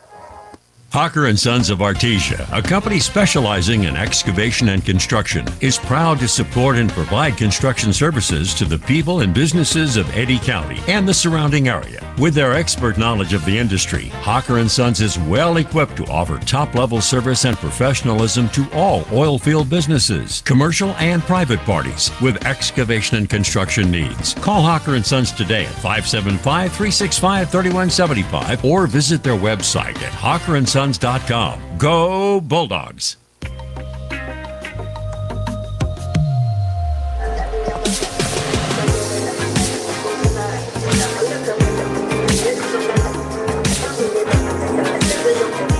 This touchdown summary presented by Justin Edwards from Artesia Ford Sales. You'll score a winning deal when you visit with Justin at Artesia Ford. Bulldogs went 6 plays, 54 yards. Galindo with the 27-yard touchdown run. 2-point conversion was no good. Bulldogs 27, Rockets 13. All right, kicking unit back on for Artesia. Dominguez put it on the X and the 40, middle of the field. And here comes the kick. Deep kick. It's going to drive him into the end zone. Touchback for the Bulldogs. So just Galindo real quick on that touchdown run. He comes in tonight, Joby, with 75 carries, 595 yards. He's averaging 8 yards a carry. Longest is 80 yards with 10 touchdowns. So he's on pace for a 1,000-yard rushing season, which we would expect from Frankie and that offensive line. Absolutely. All right, it'll be 1st and 10 for the Goddard Rockets at their own 20 after the kick. It was about 1.5 yards deep. He let it go by him this time and landed in the end zone. I say he, the receiver back there for the Goddard Rockets. Going to run that bunch set this time to the left, so they're heavy left. Looks like Gibbs back in there at the tailback. Snap is back. It's low. It's still on the ground. He just picks it up, and he's going to run into about 4 Bulldogs. No gain. Yeah, took the snap and fumbled it in front of him. So it kind of messed the whole play up. He picked it up off the ground. You're taught there, just pick up what you can, which he got back to the line of scrimmage, which was a good job. Now Montoya will go over and talk to his coach to get the play. It's going to be 2nd down and 10 from their 20. Ball on or near the near hash, so on their left hash for the Goddard Rocket offense. As they'll break the huddle. Looks like they're going to go that heavy bunch set to the short side of the field again. Gibbs to the left this time of Montoya in the backfield. Bulldogs have 3 down linemen, 3-3, but they're bringing linebackers up. They're going to run a little pitch, and he breaks the first tackle, but then the Bulldogs swallow him up after a pickup of 2. Yeah, brought the linebackers on a blitz again, pitched it to him, got around them, but Hayden Hartgrove did a great job coming up and hitting him low and getting him to the ground. So to bring up 3rd down and 8 for the Rockets as Montoya hustled over to the sideline to get his play, now back in the huddle. Big defensive down here for the Bulldogs. You said we need to get back on track after giving back-to-back touchdowns to the Rockets. And so this is a good chance for them to do that. The Bulldog offense had answered, but the defense now can get a big stop, get the ball back in the hands of the Bulldogs. Snap is back, going to throw a little tunnel screen again. Bulldogs played it perfectly this time, and he will not get the first down. Pickup of 2, maybe 3, 4th and 5. Boy, Johnson came flying out that time underneath the block, and it was first Bulldog there. Villa was also there for the Bulldogs, so that was a good defensive play by those 2 young men. All right, so the Rockets will hustle out their punt team. This will be their second punt. The first one was kind of a low liner, but it hit the ground and rolled, got a big roll for the Rockets, so we'll see if we get a chance to return one. Campbell back to receive it, and the Rockets will set up in their punt formation at their own 26-yard line, so back at about the 12-yard line where the punter is standing. Snap is back. Bulldogs get close, but not quite there. It's going to take a bounce, and he's going to let it go. So it rolls inside the 30-yard line down to about the 24-yard line. Good punt. Got a lot of Goddard roll. Has Gary Roybal is the punter, and so just an end-over-end punt. So when it hit the turf, it just kept rolling for the Rockets. But a good defensive stand for the Bulldogs. 3 and out for the Goddard Rocket offense. It's 1st and 10 at our own 24-yard line as the Bulldog offense in the huddle. But Isaac's still over talking to Coach Montoya. Now he comes out onto the field. They haven't started the play clock yet. So plenty of time, I guess. Have those been running? I thought they have been. They have been. It started. All right, so there's a wide out in the slot on either side. Ball on the right hash for the Bulldog offense. A formation. He's pointing at Kahn, moving him out a little bit on the short side. Now he brings him in motion. He's going to toss it to him. Kahn going forward to the 25. Gets outside to the 30. It's going to be a pickup of about 6. It'll be 2nd down and 4. Just using the speed of one of your slot receivers and trying to get him outside. Good pickup for the Bulldogs. Alberto Chavez comes and makes the tackle for the Rockets. So 2nd down and 4 for Artesia as receivers have already broken out there in their stances on the left side. That looked funny. They got in their stance and nobody else was out of the huddle. All right, so we're going to go trips to the short side this time. Galindo to the right of Casada. Snap is back. He's going to turn, hand it off. They're going to turn, and it's going to be a flea flicker. He fumbled it, and that's going to be a big loss on the trick play that never worked. Yeah, it just looked awkward from the start. Gave it to Galindo, pitched it to Kahn, trying to pitch it back to Cazadas. Cazadas just wasn't a good pitch. It fell to the turf. He picks it up, but the Rockets were back there. 3rd down and 15 for Artesia. 3rd down and 14, I guess. We'll call it a long 14. Well, I just call it 15. 3rd and 15. Ball back at our own 20-yard line for the Bulldogs. That's the first time we've seen that play, the old double pitch. But it was fumbled, and Goddard got there.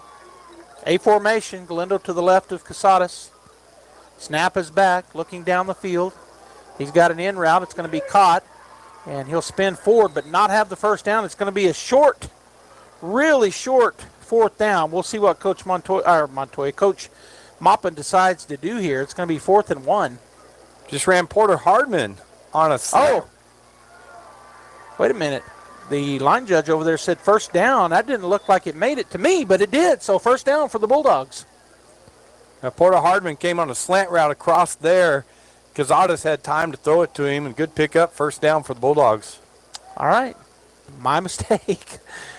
Slots on either side, wide receivers on either side. Goddard showing a blitz. They're going to bring 6. He's going to throw a quick screen over there. Bulldogs have blocking out in front to the 45, to the 50, and he's going to get kind of Superman, and they're going to say he's down at the Rocket 46-yard line. That's Jack Byers out there. Just got it out in his hands quickly. The other receivers threw great blocks out there, and he broke down the sideline for Alberto Chavez, made the tackle on him, probably saved a touchdown. Yeah, and the other thing, I saw that they were running that in the pregame, and those 3 offensive linemen were released, so you had the receivers and those linemen in good blocking. All All right, so trips to that short side of the field again. Snap is back. He's going to look this way. He's going to throw the slant. That's going to be caught and then fumbled, or he's going to say incomplete, so never had it completed. So Bulldogs adjusting now to the defense they're running. They got man across the board with 2 safeties, but they're about 10 yards off of our receivers. So Eglin just runs that slant route from the right into the middle of the field. Good job by number 3, the defender, Roy Ball, to knock that out of his hands once he had it.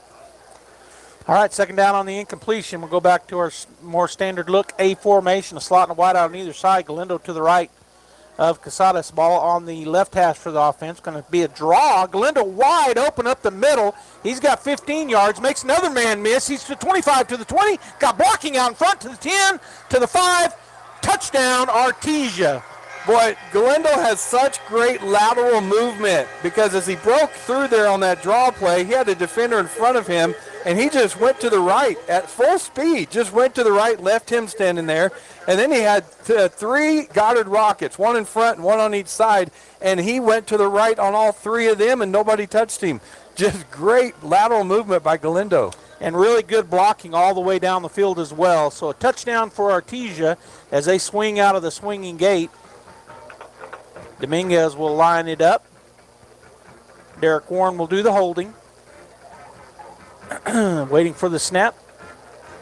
Good snap, hold is down, good hold, and the kick is up and good. So with 4:06 to go here in the first half, 34-13, the Artesia Bulldogs. And Robbie, I think we'll just keep it here as the Bulldogs kickoff team will come out and huddle up, and the kickoff return team for Goddard will do the same. So the Bulldogs saw something they don't want to see. They saw a turnover on the kicking game after Goddard scored, and then Goddard was able to score again. But now the Bulldogs have answered back with 2 scores of their own. Yeah, we talked about they have to get the momentum back. Anytime there's a turnover, momentum shifts to the team that got the turnover. And the Rockets had it there. Bulldogs come out, do a good job of going down and scoring, getting the momentum, and then stopping them, keeping it, and then going down and scoring again. So momentum on the Bulldogs side right now. Yeah, that 3 and out was big. They gave up, I think, 6 total yards on those 3 plays and forced that punt and then take the ball down the field and score. This touchdown summary presented by Robbie Burgess at Artesia Ford Sales. You'll score a winning deal when you visit with Robbie. Bulldogs took 6 plays to go 76 yards. 46-yard touchdown run by Galindo. Kick was good. Bulldogs 34. Rockets 13. And all these stats are by Josh Howard. And he's showing me right now, Frankie has 109 yards rushing right now in the second quarter. Yeah, it's big. All right, here's the kick from Dominguez. He's going to do pop fly it over to the right side. It's going to hit the ground. Bulldogs have a chance at it, and they will get it. It's going to be, flag comes in. And I don't know what the penalty is, but he hit him too hard. Yeah, so that ball went up in the air. The Rocket went up to get it, and Para just came and just took him out, so he couldn't get that ball. I think he had touched it, and Para hit him. They may say he hit him a little early. I don't know what the flag is, but looked like the Bulldogs had a shot at it, but Goddard recovered it. No, we recovered it, but they called a penalty on the Bulldogs, and I know he showed a pass interference. He said this, which is not pass interference. Well, I think it was because they're saying he hit him early but you can't do that on a kickoff. 10 yards, you can do whatever you want. Yes, you can. So that you can hit early on a kickoff. And Maupin's losing it right now. Yeah, the Bulldog fans are booing, booing, booing. That is not – they're going to leave it. I can't believe it, but that's the wrong call. I mean, that's just the wrong call. You can hit after the ball has gone past 10 yards. And so just the wrong call. Yeah. If that's the call, I mean, we don't know. He showed pass interference as the penalty. Catch interference. Catch interference. Yeah, they're going to blow the whistle now. See what they're going to do. See if the referees get together and discuss this. So this right here is pass interference, and then this right here is catch. I can't say it. Yeah, Gosh, I can't say it. And it looks like they're going to get together and discuss this after Maupin got with the head official and explained why he disagrees with the call. So they're going to come together. One issue that... Well, so let's throw this out there. I didn't see a fair catch signal. There wasn't one. Well, if he did, it doesn't matter because the ball hit the ground after that. Right. So if people are out there going, well, he could fair catch it, and you can't interfere with him.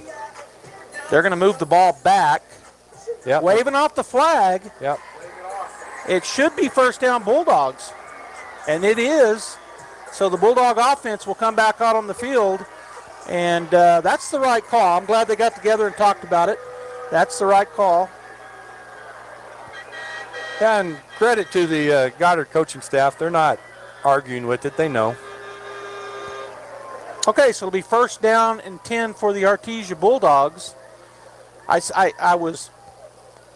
need to say this. I was being playful when I said we hit him too hard, but because he did hit him hard and the ball popped out of there. And the flag came in as soon as he hit him, and I was thinking, you can hit on that play. Yeah, and just, again, to Parra, he has been a special teams ace all year long. We called his name on the kickoff team. He's the first one down the field and first one on the tackle, and, again, makes a big play for the Bulldogs there. All right, the Bulldogs break the huddle with the ball on the 26-yard line of the Rockets, slotting a wide out on either side. Galindo to the left of Casadas, going to turn, fake the handoff. He's looking. There was a hold. Casadas is going to break away, and now they're going to throw a penalty in the backfield. Casadas is going to go in for the touchdown, but let's see.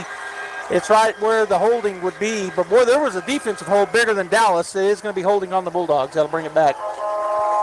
So good decision by Casadas. He was trying to throw on that left side. They had good coverage on the Bulldog receivers, so he tucks the ball, and we know he can run. He's a dual-threat quarterback, great athlete, and goes in for the touchdown untouched, but it will come back. But, Joey, there's plenty of time here with 3:54 left in the half for the Bulldogs to do that again. Oh, absolutely. They might score 3 more times. I mean, we score on one play 3 times. That one would have been the third. So I agree with you. That hit too hard. A few years ago, we were coaching down in the 5th or 6th grade, me and my brothers, and we had a penalty called on our defense, and we didn't know what the ref come running. They didn't make a signal. Come running over to us and said, your player hit him too hard. That's our penalty. All right, trips to the left. One receiver to the bottom, going to turn, hand it off to Frankie this time. He kind of picks his way through traffic, and boy, I think he just stumbled on his own there trying to make that cut. He did. I praised him on the last touchdown run on his footwork, and that time he went to make a cut, and he tripped himself up because the blocking was great. It was fantastic. I think he would have scored on that play. That's how wide open it was up the middle once he got past that first wave. But he picked up about 4, so it'll be second down and 16 for the Bulldogs. Galindo this time, again to the left of Casadas in the backfield. Snap is back. He's going to fake the handoff. He's going to keep it himself. He's to the 20. He makes a man miss. He's to the 10. To the 5. Makes another man miss. Touchdown, Casadas. And I talked about Frankie's movement. Boy, Casadas can just set you up and leave you standing there, too. He makes an inside move, goes around. He did it about 3 times to get into the end zone, just left defenders standing there. Yeah, I don't even know if he was ever touched. Maybe right at the goal line, because it looked like he's going to be tackled, and he planted that left foot, an inside move on the defender, went right around him, 3 times. So a touchdown, Artesia. They swing out of the swinging gate. Once again, Derek Warren will put the ball down on the 10 from the snap, and Dominguez with the kick once they snap the ball. Snap is back, a little high. Good job by Warren. And another good kick as it is good. So with 3:11 to go here in the first half, 41-13, the Artesia Bulldogs, and we will take a break. We'll be right back. Hey y'all, it's Holly from Nell's Floral. Fall is here and we have a great selection of Halloween and fall floral arrangements and decor to get you in the autumn spirit and so much more. Come visit us at 712 West Dallas Avenue or online at nellsfloral.com or call us at 575-746-3775 today. Nell's Floral, your hometown florist. It's great to be a Bulldog.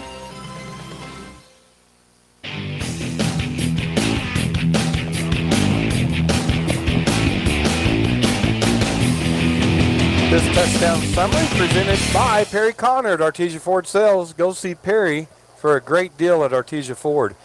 Bulldogs took 3 plays to go 36 yards.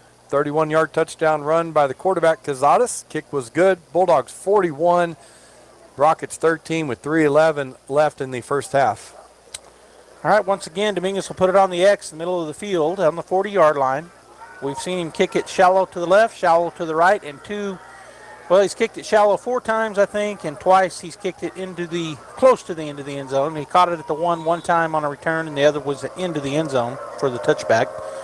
He's going to onside it. It's going to go 10 yards. Bulldogs have a chance, but Goddard will get there. Boy, I really thought they could have fell on it sooner. I don't think they realized it was already 10 yards. Yeah, a couple of Bulldogs kind of ran by it. Yeah. They were going down the field looking for a block, and there was no one there. Number 88, Bruce Loya, does a good job for the Rockets to recover that onside kick. So there was what are they doing? Why'd they move it up 4 yards? I don't know. Okay. I didn't see a penalty flag. Yeah, I don't know. Huh. All right, so it'll be 1st and 10 at the Bulldog 45-yard line as the Goddard Rockets will run their bunch set to the left side this time. Running back to the right is Perez. Montoya with a receiver over to his right. Bulldogs showing a stunt. They are going to bring a couple of guys. Pass down the field is going to be caught. Boy, I thought we were going to intercept it, and then it's caught by the Rockets. Big pickup. Good throw by Montoya, rolling to his right. He had 2 Bulldogs bearing down on him. One of them's Grantham. But Josiah Castillo just sat on that sideline over there and made the catch. So good throw, good catch for the Rockets. 1st and 10 at the Bulldog 29-yard line. As we're nearing the half, 2:53 and counting remaining here in the first half. Ball on the right hash for the Rockets. The bunch set to the left, which is the wide side. Perez to the right of Montoya in the shotgun. Snap is back. He's going to turn, hand it off to Perez. He had a little crease, but he's going to be chased down from behind after a pickup of about 4. Good blocking by the Rocket line that time. They were able to kick our corner Villa out. He cuts it back in beside him. Number 56 for the Bulldogs, Marco Soto, comes up from behind and makes that tackle. Scoring update here, Levington 25, Deming 16 in the third quarter. 2nd down and 6 for the Rockets. Ball near the middle of the field this time as they will run that bunch set once again to the left side. One receiver to the far side is number 1, Josiah Castillo. Perez to the right of Montoya in the backfield. Going to run the speed option again. Nobody was out there because the safety is so far back, and they'll pick up about 3, maybe 4 yards on the pitch out. Let's go back. The Bulldogs running that 3-man front again, so they're going between 3, 4, and 5-man fronts, which, creates a little havoc for the Goddard offensive line, and their blocking assignments is why they're going back and forth like that. Right now, that puts a lot of guys back in coverage, too, right here before the half. All right, so 3rd down and 4 for the Rockets. Ball on their right hash, farthest one from us here in the press box. Again, Castillo is going to go out to the right side by himself. They got the bunch set to the left side up near, and the receiver this time, 81, goes out a little bit, kind of like a flex. Snap is back. Quarterback's going to roll that way. He's going to throw it to that receiver, but it goes, that was his up back. It goes through his hands, incomplete, and that'll bring up 4th down and 4. Yeah, Bruce Loya just coming out in this flat area, threw it real quick to him, just trying to get in his hands, let something happen. It did hit him in the hands, and he dropped it. Marco Soto was there in coverage for the Bulldogs. 4th down and 4 on the incompletion at the Bulldog 23-yard line. As Montoya goes over and talks to his coach, gets the play. Ball remains right over on their right, near their right hash. And they're going to spread it out a little bit this time. They're going to have the double tight. Nope, they're going to have a slot and a wide out to the short side of the field. One receiver who is Castillo to the left side. Gibbs to the left of Montoya. Bulldogs only rush 3. He's going to throw it deep. Bulldogs play pretty good defense against it, and they break it up. Great job back there in the defensive secondary. I tell you what, number 81 trying to get it to him, porous in that end zone, and Cuellar does a great job. He was kind of like he was boxing him out in defense. He just kept his body on him, looking at the ball, then went up the last minute and knocked it down. So great defense by him. Yeah, he was not only in his hip pocket, he was in his front pocket. He was right there.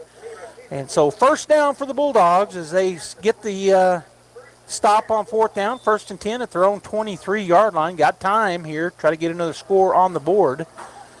A formation. Galindo to the left of Casadas in the backfield. Ball on the far hash, the left hash. It's going to be a straight pass. Drops back. Going to step through traffic, and he is going to break free. Looked like he was going down, and now he's going to back up and look to throw the ball. He's got a man deep. He's going to have to come back to it, and it's going to be through the hands of the defender, and then Kahn couldn't find it to catch it because it got hit.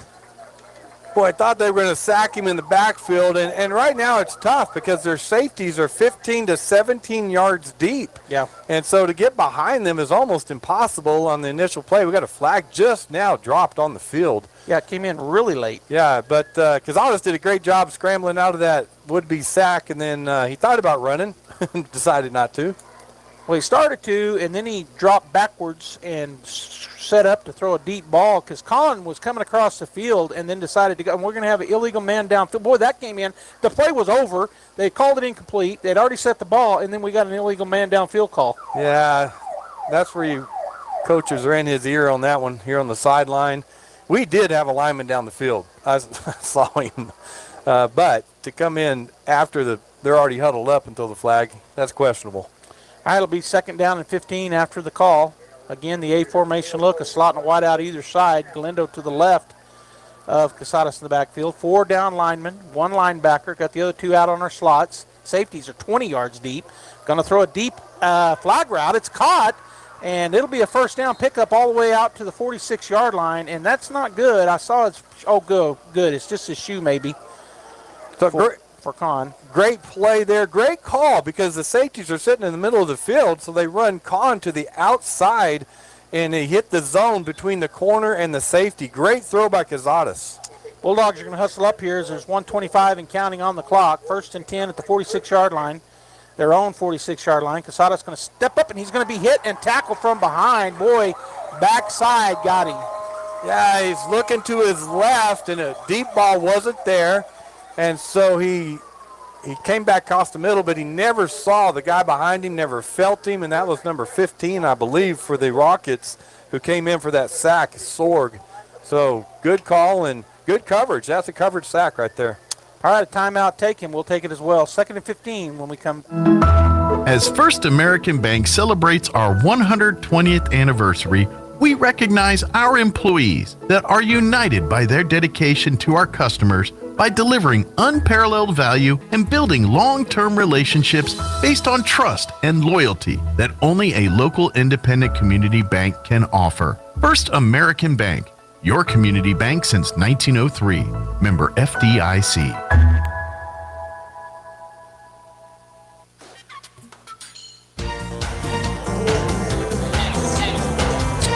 All right, we're back here.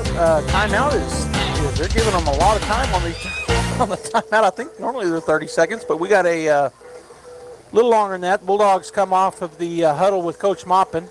They're coming out on the field. Goddard Rockets still in their huddle. Well, I'd love here, Joby, in that 4-1 defense, if they come out in it again, just to get it to Frankie, let him go up the middle and get him an open field, see what happens. Well, I'm going to go on a limb and say it'd be a 60-yard touchdown. They're on the 40. But we'll see what happens. You're right. As they've been taking those 2 outside linebackers and putting them over our slots, they do it again. They got 3 safeties back this time, only 3 down linemen. One of them standing up. Snap is back, looking to throw it. He's going to hand it off to Galindo, and we're going to have a call in the backfield again. He's to the 50 to the 45, and then he's going to be a good open field tackle out there, but I'm thinking it's a holding on the Bulldogs. Yeah, which is, I mean, we got 5 linemen blocking 3 defensive linemen, so shouldn't be any reason to hold. I mean, I say that. I'm sitting up here, not down there playing, so. That is the call, so it'll be, I'm sure they'll take it. It'll remain 2nd down, and they'll march it back 10 yards, and the official saying, do I march it from your flag or do I march it from them? And I believe it's from the yard marker. We got an official sitting between us, but the guy that's doing it down on the field, he's asking, do I mark it from here or do I mark it from the... Okay, so they're going to mark it from where the flag fell. Is that right? Oh, I thought that was wrong. Man, I'm confused.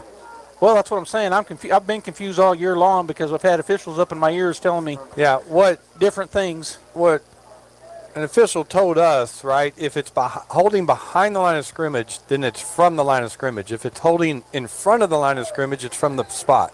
Okay, we were on the 40. Now they don't know where we were at because the yard marker over there guy moved. We were on the 40-yard line and the reason I remember because I said 60-yard touchdown. But they don't know. The officials don't remember. So now what's going on here? They're still talking. It should be 2nd down at the 30. Maybe they've got it right. Second down and a whole lot from the 30. And that is where they're going to spot it.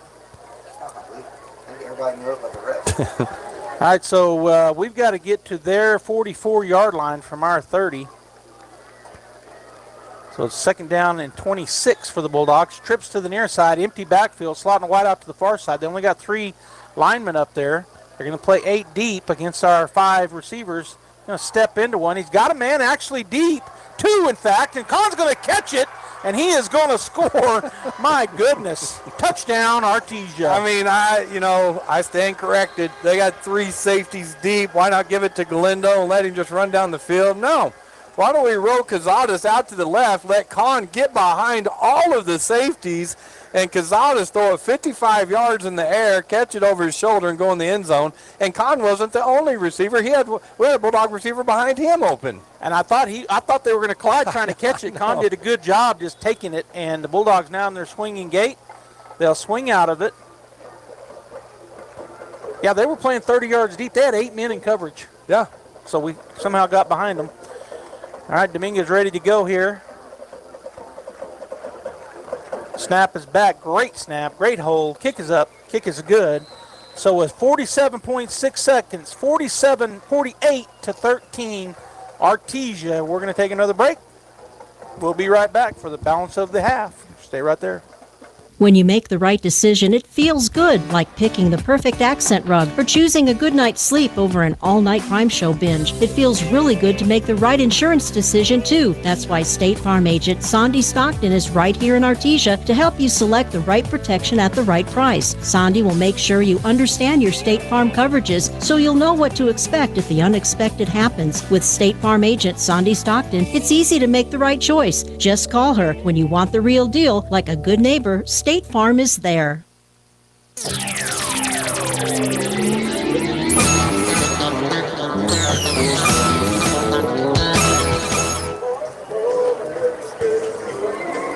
And this Artesia touchdown summary presented by Raul Rodriguez at Artesia Ford Sales. You'll score, win, and deal when you visit with anyone down at Artesia Fords, including Raul. Artesia took 5 plays to go 77 yards, 70-yard touchdown pass from Cazadas to Kahn. Kick was good, 48-13 Artesia. All right, Bulldog kickoff team on the field. KOR for the Goddard Rockets out there, and here's the kick. He is going to kick it deep again, but it will be fieldable. Catching it out about the 5-yard line is Castillo. Reverses field. He got a lot of field in front of him. Still on his feet. He's going to finally be pushed out of bounds at about the 30, let's see where they spot it, 34, 35-yard line. Boy, caught that on the left side of the field and started working his way back to the right from the defensive left to right, the kickoff team for the Bulldogs, and got some great blocks thrown out in front of him before Cuellar forced him out of bounds. They're pointing up at the clock. We must be up by 35. I didn't do the math in my head, but the Goddard Rockets are saying, why is the clock running? But the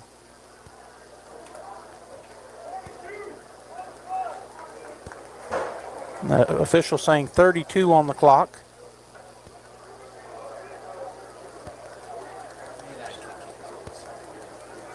So they're figuring that out.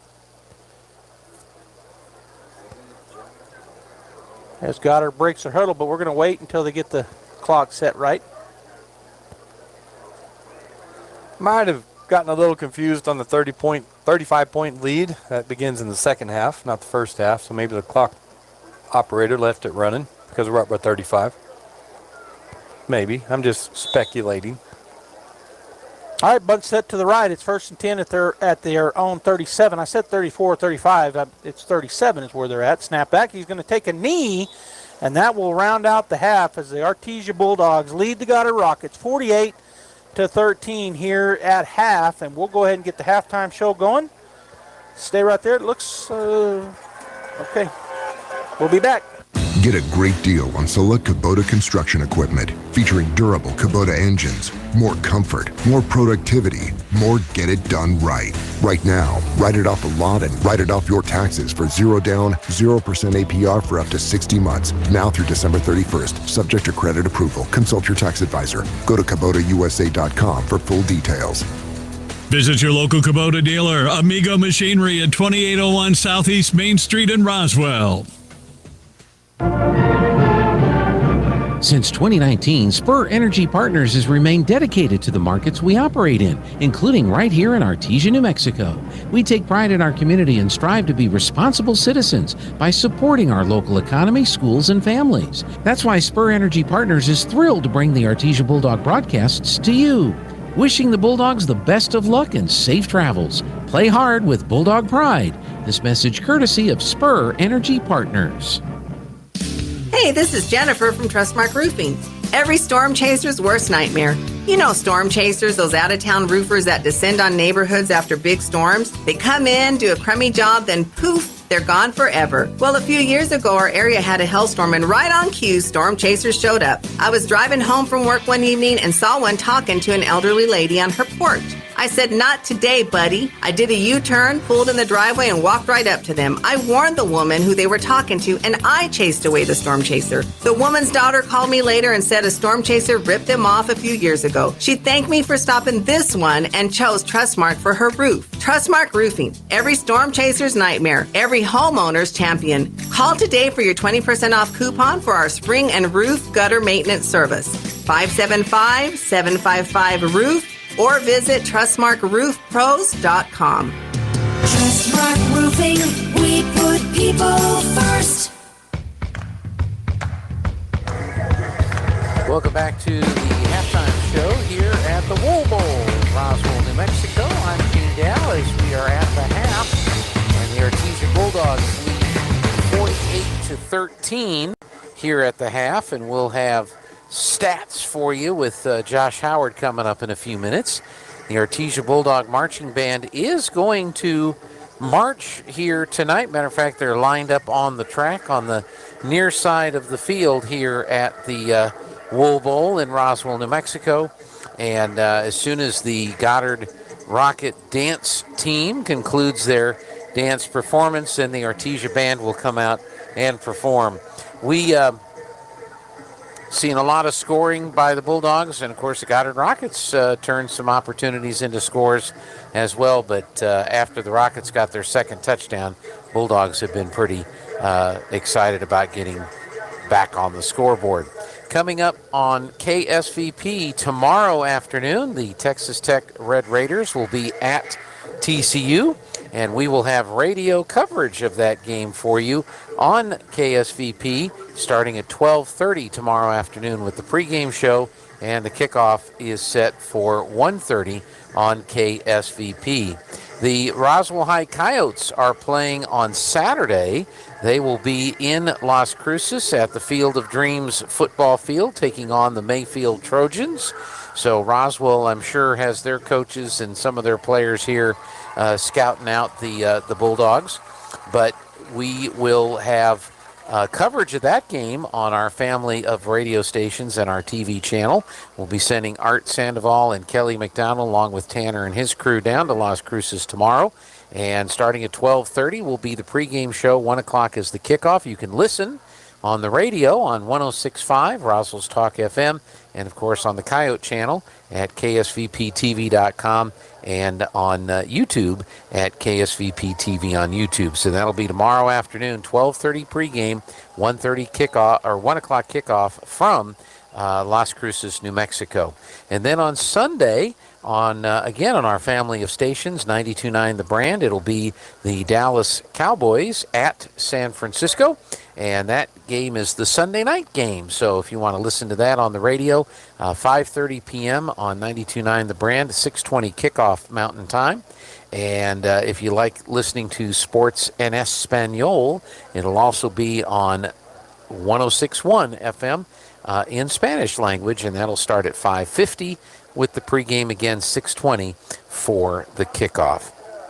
All right, looks like the Artesia High School Marching Band is getting ready to march. They're not going to do a full performance tonight, but they are going to perform one song for the home fans here at the Wool Bowl, and then they'll form the A for the visitings folks, and of course we'll carry the one song that the band is going to be doing here tonight and let you see that. And then of course we have our Tate Branch Fan of the Week interview that we'll be doing for you coming up as soon as the band performs. All right, the Artesia High School Pride of the Pecos Valley Marching Band is marching out into the middle of the field here at the Wool Bowl in Roswell, New Mexico.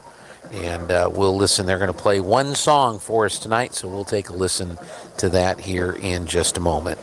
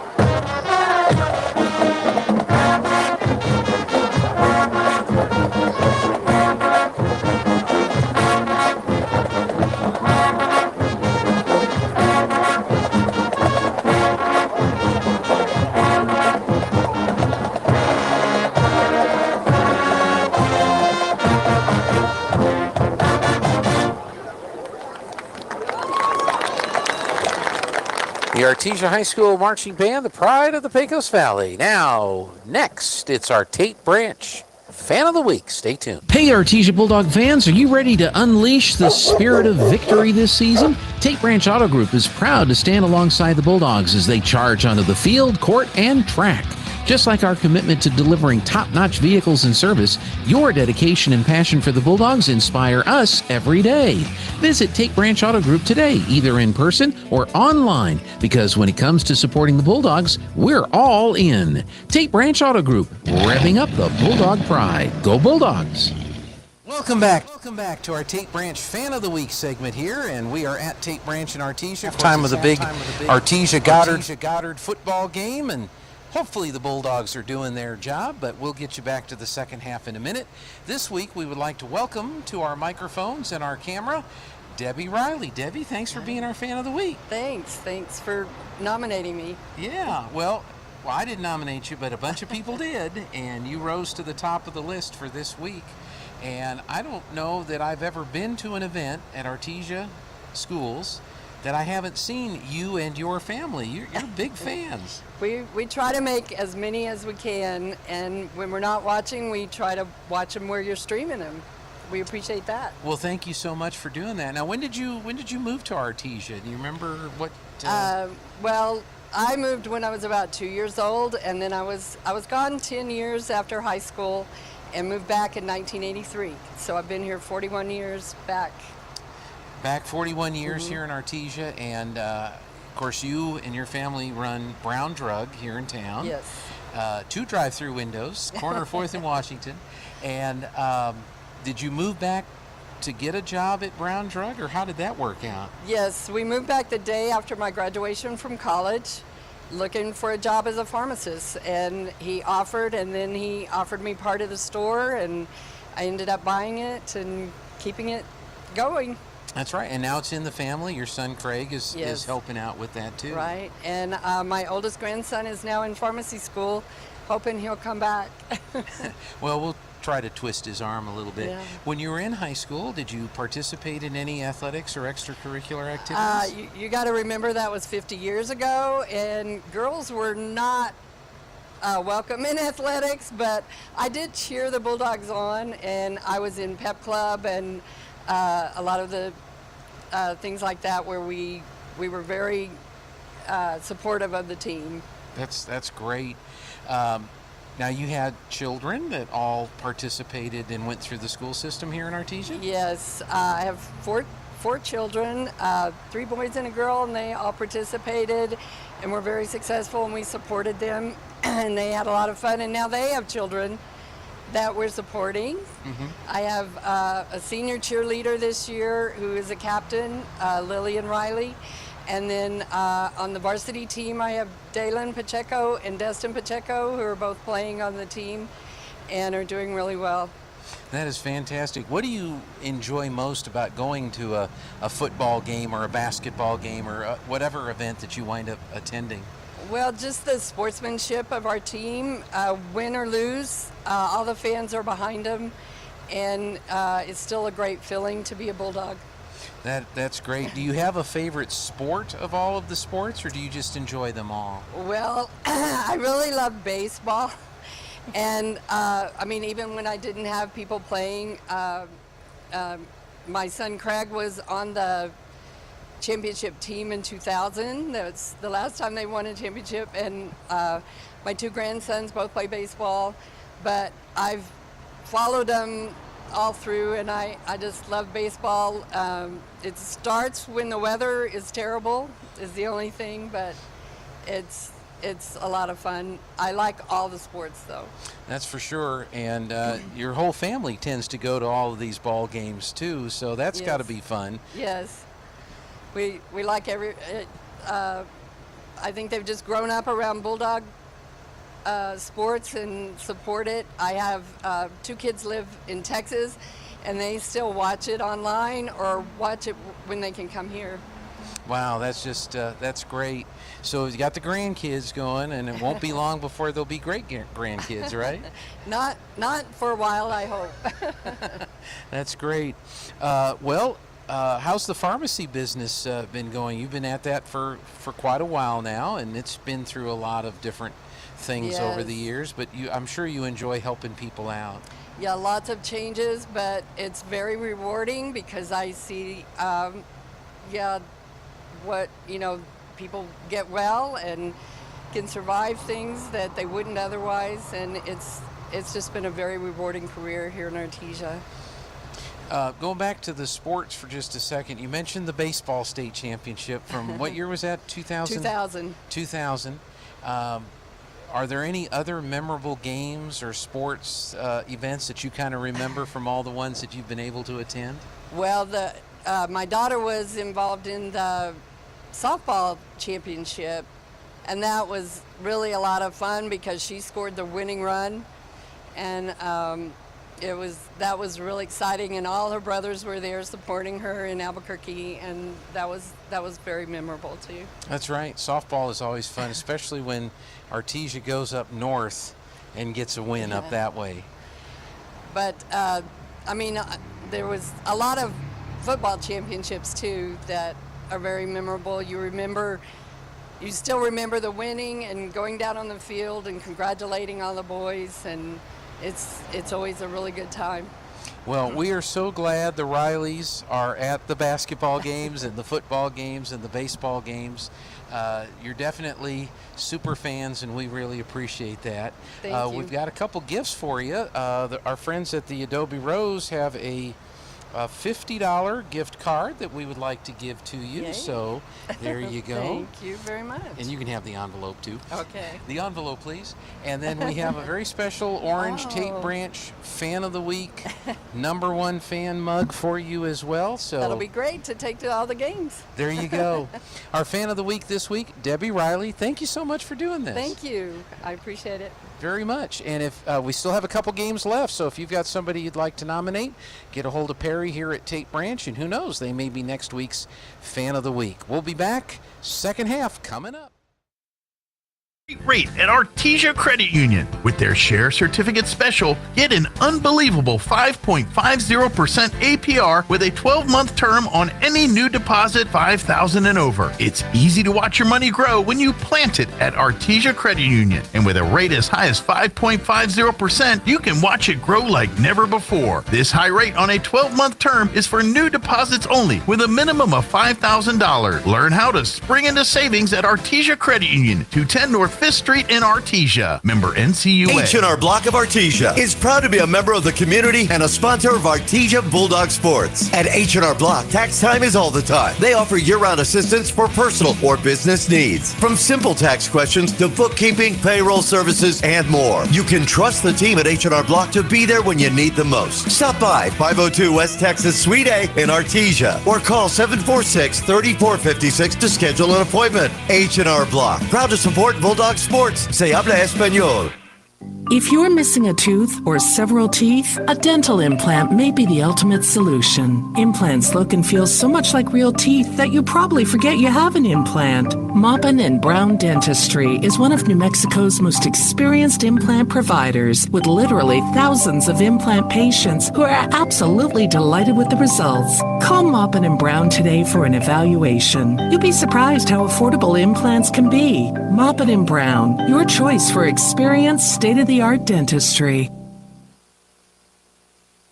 Get great service with Pressure Services. Pressure Services LLC specializes in hydrovacs, vacuum trucks, kill trucks, sandblasting and coating, and roustabouts. The Bulldogs are champions on and off the field, and Pressure Services LLC are your champions when it comes to dependable, accountable, and efficient service. When you need it right, Pressure Services will be there for you. Pressure Services LLC, 575-736-1047. Go Bulldogs! It's the Halloween Savings Meat Sale at Fens Country Market in Artesia. Friar Leg Quarters sold in 10-pound bag, 69 cents a pound. Fresh Boston Buck Pork Roast, $1.49 a pound. Choice Boneless Beef Top Roast, London Broil, $3.99 a pound. And Sugardale Smoked Bacon, 12 ounces, 2 for $5 at Fens Country Market in Artesia. And right now, Pepsi Select Flavors, 12-pack cans, 2 for $11 at Fens Country Market in Artesia. Attention high school students and parents. Now is the time to make your plans to come visit the friendliest place on the High Plains, Eastern New Mexico University. ENMU is hosting our annual Open House Preview Day on Saturday, October 26.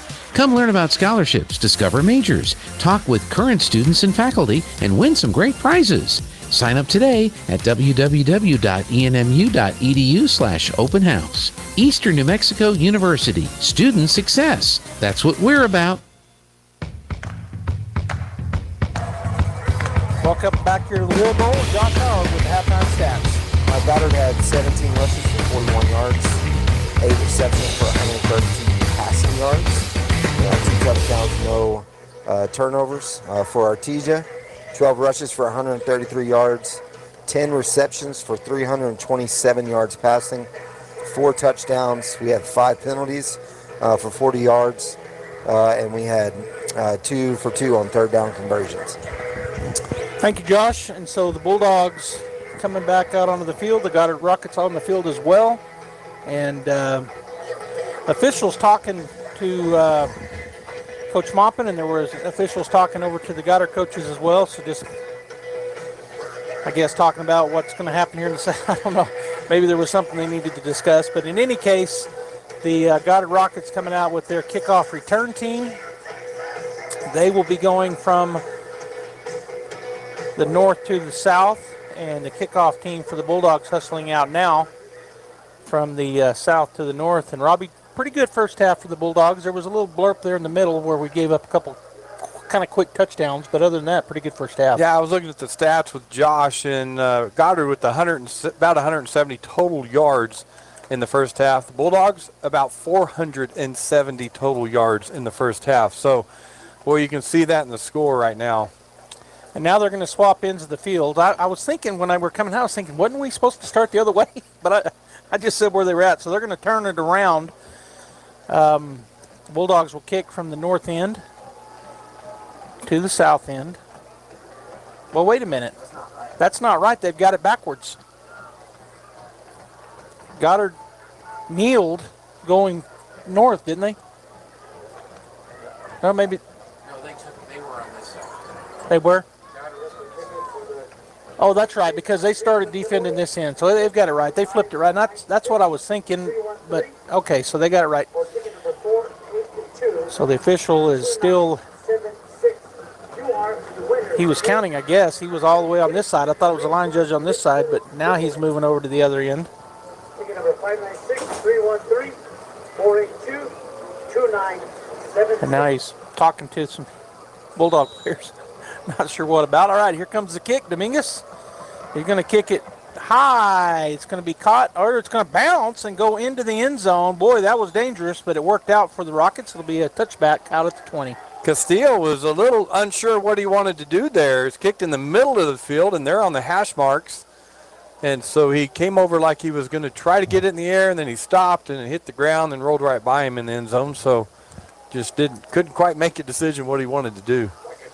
All right, so it'll be 1st and 10 for the Goddard Rockets as they break the huddle. Ball in the middle of the field. Montoya with Perez to his right. The bunch set to his left. And the Bulldogs defense ready to go. Snap back, going to turn, hand it off to Montoya. He gets by a good outside block, and he'll pick up maybe 3 yards, possibly 4. Yep, looked like 3 yards. Second down. Tell you what, number 75 came around here, and that's a big boy, a big lineman. And you got Adel Villa out here at corner, and he's twice his size, and he just took him on, which is his job, to take that lineman on. So good job by Villa. McDonald made the tackle. Again, the bunch set to the left. It was a pickup of 3. It'll be 2nd down and 7. Montoya taking a look over the defense. Brings a man in motion to the right. Going to turn, fake the hand. The ball's on the ground, and that'll be a tackle for loss as the Bulldogs, or the Goddard Rockets, lucky that ball bounced right back to Perez. Yeah, Montoya went to ride Perez, and he stuck it on his hip and just kind of let it go like he was going to give it to him. But, yeah, it just fell to the ground, but Perez fell on it. All right, so 3rd down and 14 for the Rockets on the loss of about 7, 6, 7, somewhere in there. Goddard will break the huddle with 13 seconds on the play clock. Going to go a slot and wide out to the far side, which is the wide side. Ball on the near hash. Their left hash. Montoya asks for the snap. He gets it. Looks like they're going to throw a little wing out top. Whoa, that ball was luckily sailed between 2 receivers, because where I thought he was throwing it, 3 Bulldogs are ready to pick it off. Yeah, he just overthrew his intended receiver, which was number 81, Porras. And as you said, 3 Bulldog defenders around him. So fell to the turf, and they'll live to punt the ball. All right, so 4th down, and the Rockets punting team has come out. Sure, that's not the way they drew it up at halftime. Bulldogs Campbell back at about the 50-yard line. Ball on the left hash for the Rockets as Roy Ball has had some good punts, gets a good snap. He's going to get it up this time high and short. It's going to take a Bulldog bounce, and the Rockets will down it at the 38-yard line on their side of the field. So we do have a running clock, or we have had a running clock. 48-13, we're up by 35. So starting defense was on the field for the Bulldogs. Looks like the starting offense is coming out, but it does like Warren's at quarterback. And I also see different slots and different receivers. Yeah, I was going to say I see some different other players, including Parra, who is in the backfield. So Whitmire is the slot on the far side. I didn't catch the slot on this side or the 2 receiver wideouts, but I think they're still the same starters. Snap is back. Warren looking to his left. He's going to throw an out route to a wide open Jet Whitmire. He breaks up the field, makes 2 guys miss.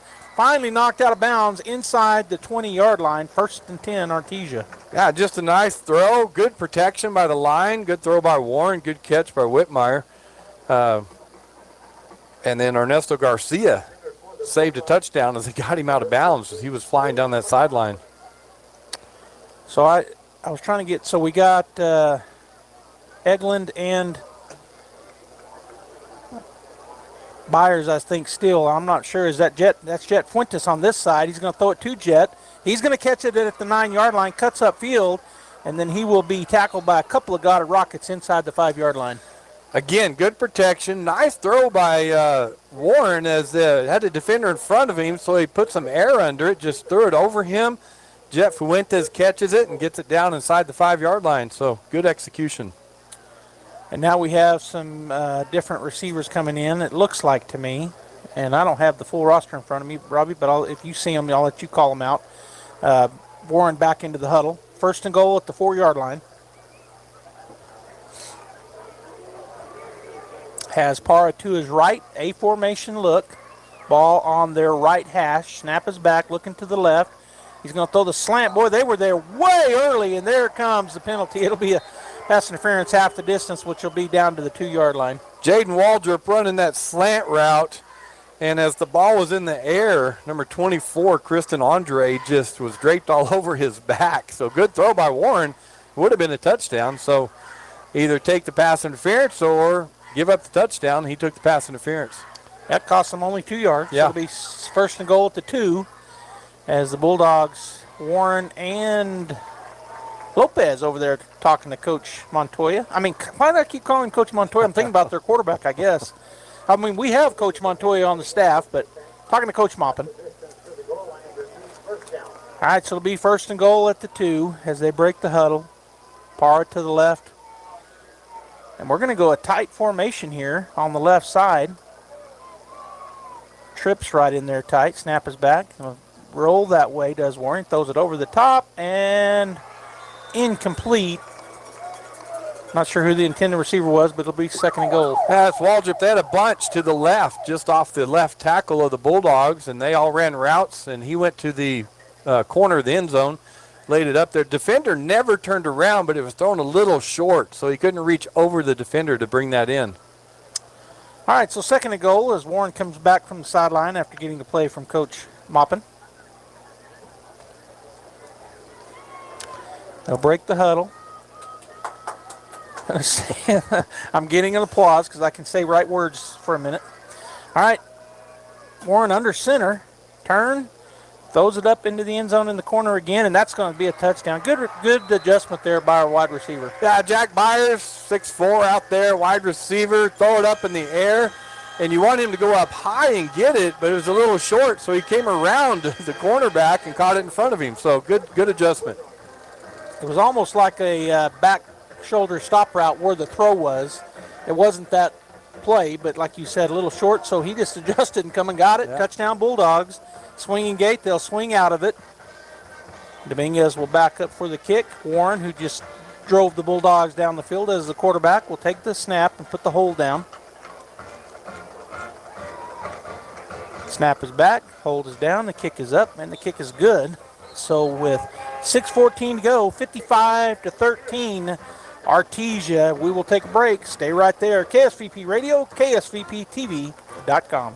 Dean's Inc. of Artesia provides a superior choice for all your electrification, communication, and supply needs with a vision to be the premier industrial electrical service provider in New Mexico and West Texas, providing unparalleled quality in supplies and service with highly skilled and conscious personnel. We pledge to our customers to exhibit the utmost in integrity and reputation while providing superior quality in all we do. Dean's Inc., located at 409 Commerce Road or online at deansinc.com. At Artesia General Hospital, we know it's early, but schedule your mammogram today and save. Call 855-RAD-EXAM and save 10% off mammograms scheduled through October, Breast Cancer Awareness Month, and get a refreshing drink discount from Kith & Kin in Artesia or Blue House in Carlsbad. We use leading-edge, FDA-approved Genius 3D mammography technology to deliver more accurate results faster and with more comfort. Women over 40 do not need a referral for yearly screenings. Learn more at artesiageneral.com/mammogram. All right, welcome back here as the kickoff team is ready to go. Dominguez with the kick. Deep once again, high, and it's going to hit the ground again, and this time not going in the end zone, so fielded at about the 2 and trying to make some room over there, and he does make some room. He gets by 2 Bulldogs. Stiff arms the third one down the sideline, finally knocked out of bounds. That's Josiah Castillo. Yeah, doing a great job. I mean, when he hit the turf and went straight up, you thought, oh, no, he's in trouble. And he did a good job of getting out of trouble there. The Artesia Bulldogs scoring drive brought to you by Raul Rodriguez at Artesia Ford Sales. You'll score a winning deal when you see Raul. Bulldogs took 5 plays to cover 37 yards, 2-yard touchdown pass by Warren to Byers.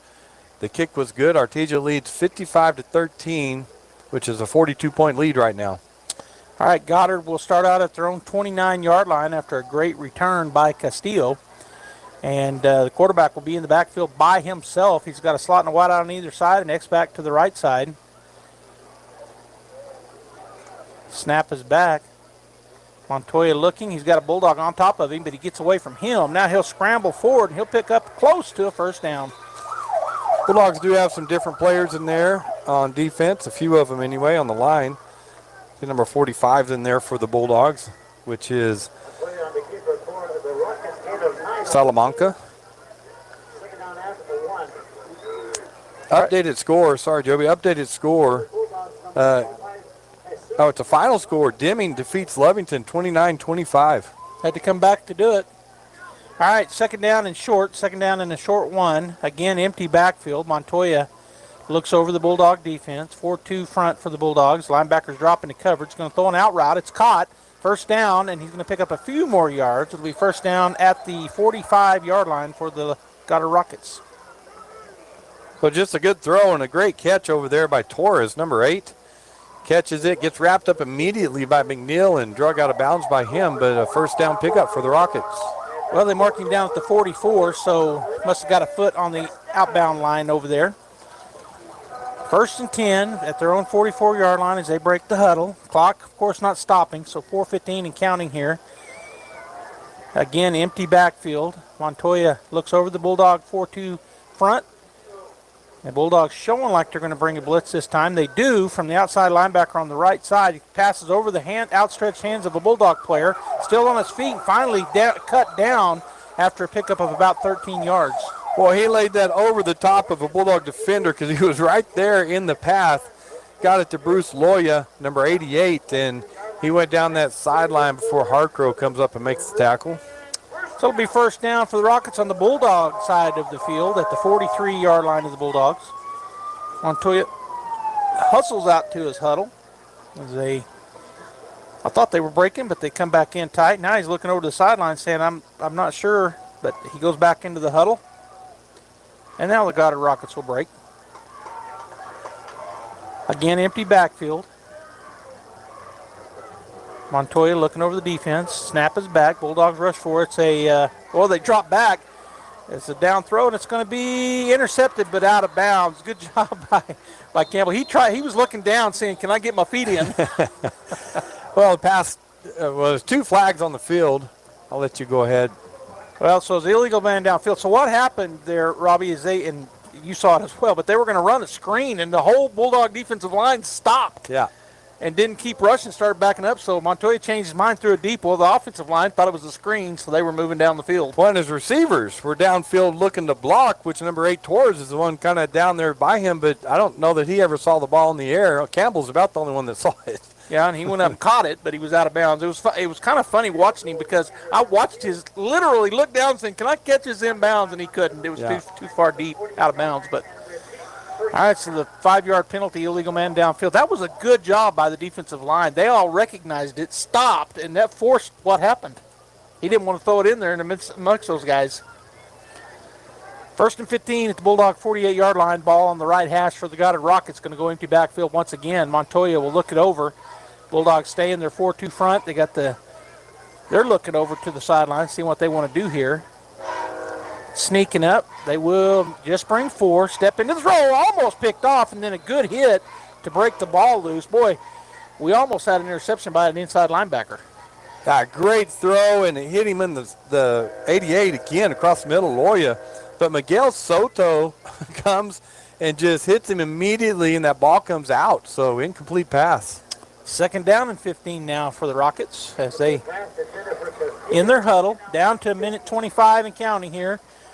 As the clock doesn't stop on incompletions or out of bounds. Only will stop on change of possession and timeouts as we got the 35-point running clock. Now they go back with Gibbs to the left. They got the bunch set on the right side, which is the short side. Montoya takes a snap. He hands it off to Gibbs on that right side with that extra blocking, and he will be upended after a pickup of 7. That's a good run and play. Just pulled the lineman, went around the right side, got their hats on, Bulldogs, and he had to get into the secondary. McNeil comes up and makes a good tackle on him, but that's a good run play by the Rockets. 3rd down and 7 for the Rockets at the Bulldog 41-yard line as Montoya hustles back into the huddle. We're down to 41 seconds and counting in the 3rd quarter. So with this running clock, it just really speeds it up. Obviously, no stopping of the clock when they normally stop. Bunch set to the right. He's again in the shotgun. Bulldog showing blitz. He's going to pull it down and throw it. Again, going to throw it deep on the left side. Incomplete. It'll bring up 4th down. Yeah, really not even a chance on that. Trying to get it to Castillo. Villa had good coverage, but the pass wasn't even catchable. So good defense, but he had to get rid of that pretty quick, and not able to get to it was Castillo. All right, that's going to end the 3rd quarter. The clock is ticking away, so it'll be 4th down and 8 when we come back. Stay right here, KSVP Radio and KSVPTV.com. There are things you can do to improve the value of your current home if you plan to sell, and a few things you probably shouldn't do. The folks at Lois Oliver Real Estate are experts in real estate in Artesia and can help you with some great advice. If you want to talk to a local expert about buying or selling a home in Artesia, visit with any of the agents at Lois Oliver Real Estate. We know Artesia, and we're ready to help you buy or sell or find local experts who can answer your questions. Lois Oliver Real Estate, we love it here. Find us at 210 South Roselawn or online at loisoliverrealestate.com.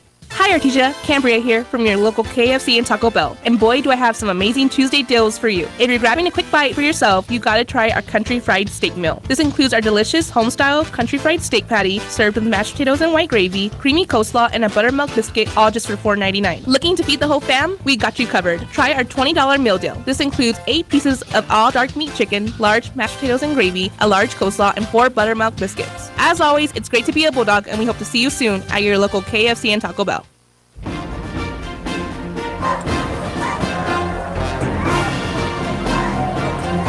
All right, welcome back here to the Wool Bowl as they swap ends. The Goddard Rockets will stay in offense here with a 4th down and 8. Gibbs to the left of Montoya in the backfield. The bunch set on the short side. They're on their right hash, which is the short side of the field. Bulldogs stay in their 4-2 defense, but walking up a corner. Walk up 2 corners. Bulldogs bring 6. They're going to throw it on the shot over here. It's going to be caught, and that's a 1st down pickup for the Goddard Rockets. Well, we brought a corner on a blitz, and Montoya got rid of that while the receiver was still running his route. Number 8, Torres, turned around. The ball was right there. Did a great job catching it, but we got a flag on the play, probably for roughing the passer. That's what it is. Roughing the passer, that's 15 yards. That'll be tacked on to the end of the play, and I don't know if the other officials know about it. The White Hat made the call, and he stayed back where he was at, and they don't know about it, so now he's telling them. That'll move him forward 15 yards. Why would they decline it? He's asking, do you want to decline? Why would you? No, that's you get to add that on to the end of the play. And now the coach on Rocket side said, wait a minute.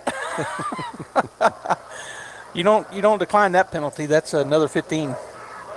I am right, guys. Am I right? Because I've been wrong all year. Oh, you're right. Monty Python's figured it out. So they've had a rough night. So they get it. They talk about it. They do get it right, and so it'll be a 15-yard penalty on the roughing the passer. Boy, Robbie, we had 4 guys, our normal 4 down linemen, and then both corners came on a blitz. One of them got him after the throw. And so now they're saying how many yards. So it should be 15. So he stopped at 10, but then they said go ahead and go another 5. Personal foul, roughing the passer, 15 yards. 1st and 10 for the Rockets at the Bulldog 15-yard line. Bunch set to the right. They're on the right hash. Gibbs to the left of Montoya. Going to turn and hand it off to Gibbs. Bulldogs play it perfectly. He will get a couple yards, but good job by the defense. Yeah, McNeil read that perfectly as they're running to the right with Gibbs, and he comes up, makes a good tackle on him. 2nd down and 7 for the Rockets at the Bulldog 12-yard line. And the clock, of course, just running away. Well, down to 10:57. Rockets break the huddle, and they'll have a slot and a wide out to the short side. One receiver way far out there on the left. Gibbs to the left, Montoya in the backfield. Turn, hand it off to Gibbs. He goes in that right side. He'll break through and get down inside the 5-yard line. Thought he was going to score. Looked like he just kind of tripped trying to make a cut.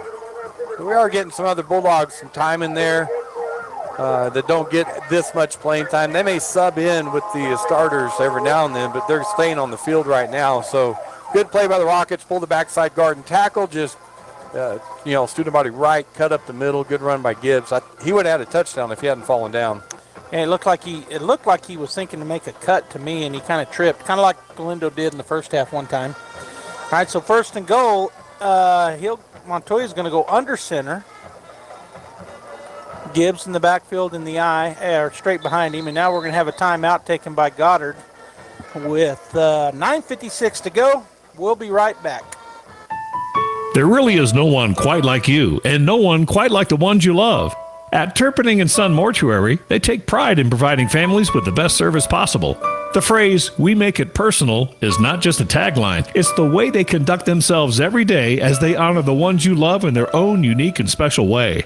Located at 611 West Grand in Artesia. Visit artesiafunerals.com to learn more. Turpinning & Son Mortuary, proudly serving our community and your family since 1954.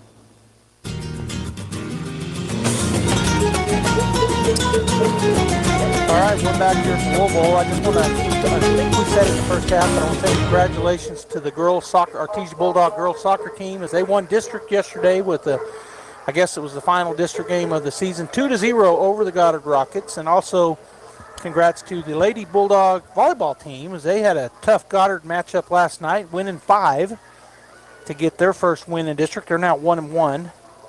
All right, so Goddard on the field with a double tight set, or actually they got that little bunch set on the left side. Montoya takes it, hands it off. Gibbs going to try to bounce outside, and he is going to be cut down. And I'll tell you one thing that happens when you come up and cut down a player like that, they're not going to go any further because their legs are gone. No, that's Harcrow. He's been doing that all year long. He read that perfectly. They're just trying to run it to the right. He breaks free, comes and just does a great job hitting him low and getting him to the ground. Loss of 2. It'll be second down and goal at the 4-yard line. Ball remains on the right hash for the Goddard Rockets, which is the near side of the field. They're in their huddle. Now they'll break, come out, and let's see how they line up this time. Going to go that bunch set to the wide side once again. Gibbs stays to the left of Montoya. Snap back, going to turn, fake the handoff, does Montoya, and he's going to try to get in. He's going to be denied. Let's see where they spot him, back at the 2. So it'll be third down and goal from the 2. A good job by Sergio Robles Jr. in there for the Bulldogs, as he got a hat on him and stood him up and did not let him get any more ground, and then other Bulldogs came in and started driving him backwards. All right, so third and goal at the 2-yard line, just outside the 2. Ball remains near the right hash as the Rockets break the huddle. They're going to go a wildcat look here, it looks like. They got number 27 in there. That's Nathan Reed. He's going to run the quarterback. Gibbs to his left. They got a heavy side this right side. He's going to go to the left, and he will get in. He pushes over right at the last minute. Touchdown, Goddard.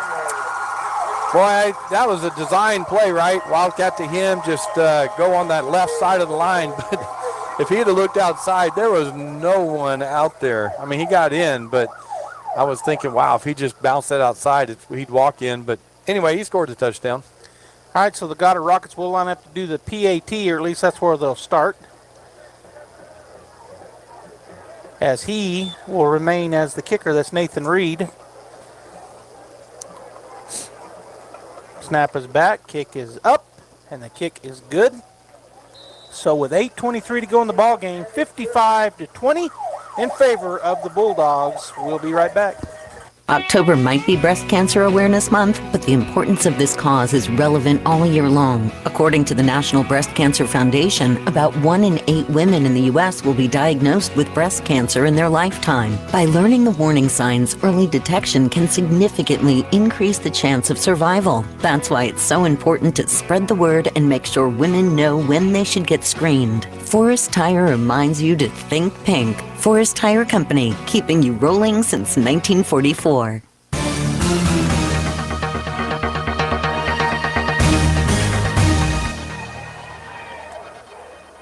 Goddard comes out with a good drive that time. 13 plays, covered 71 yards. Touchdown run by Reed was 2 yards. Kick was good. Now it's 55-20, Artesia with the lead.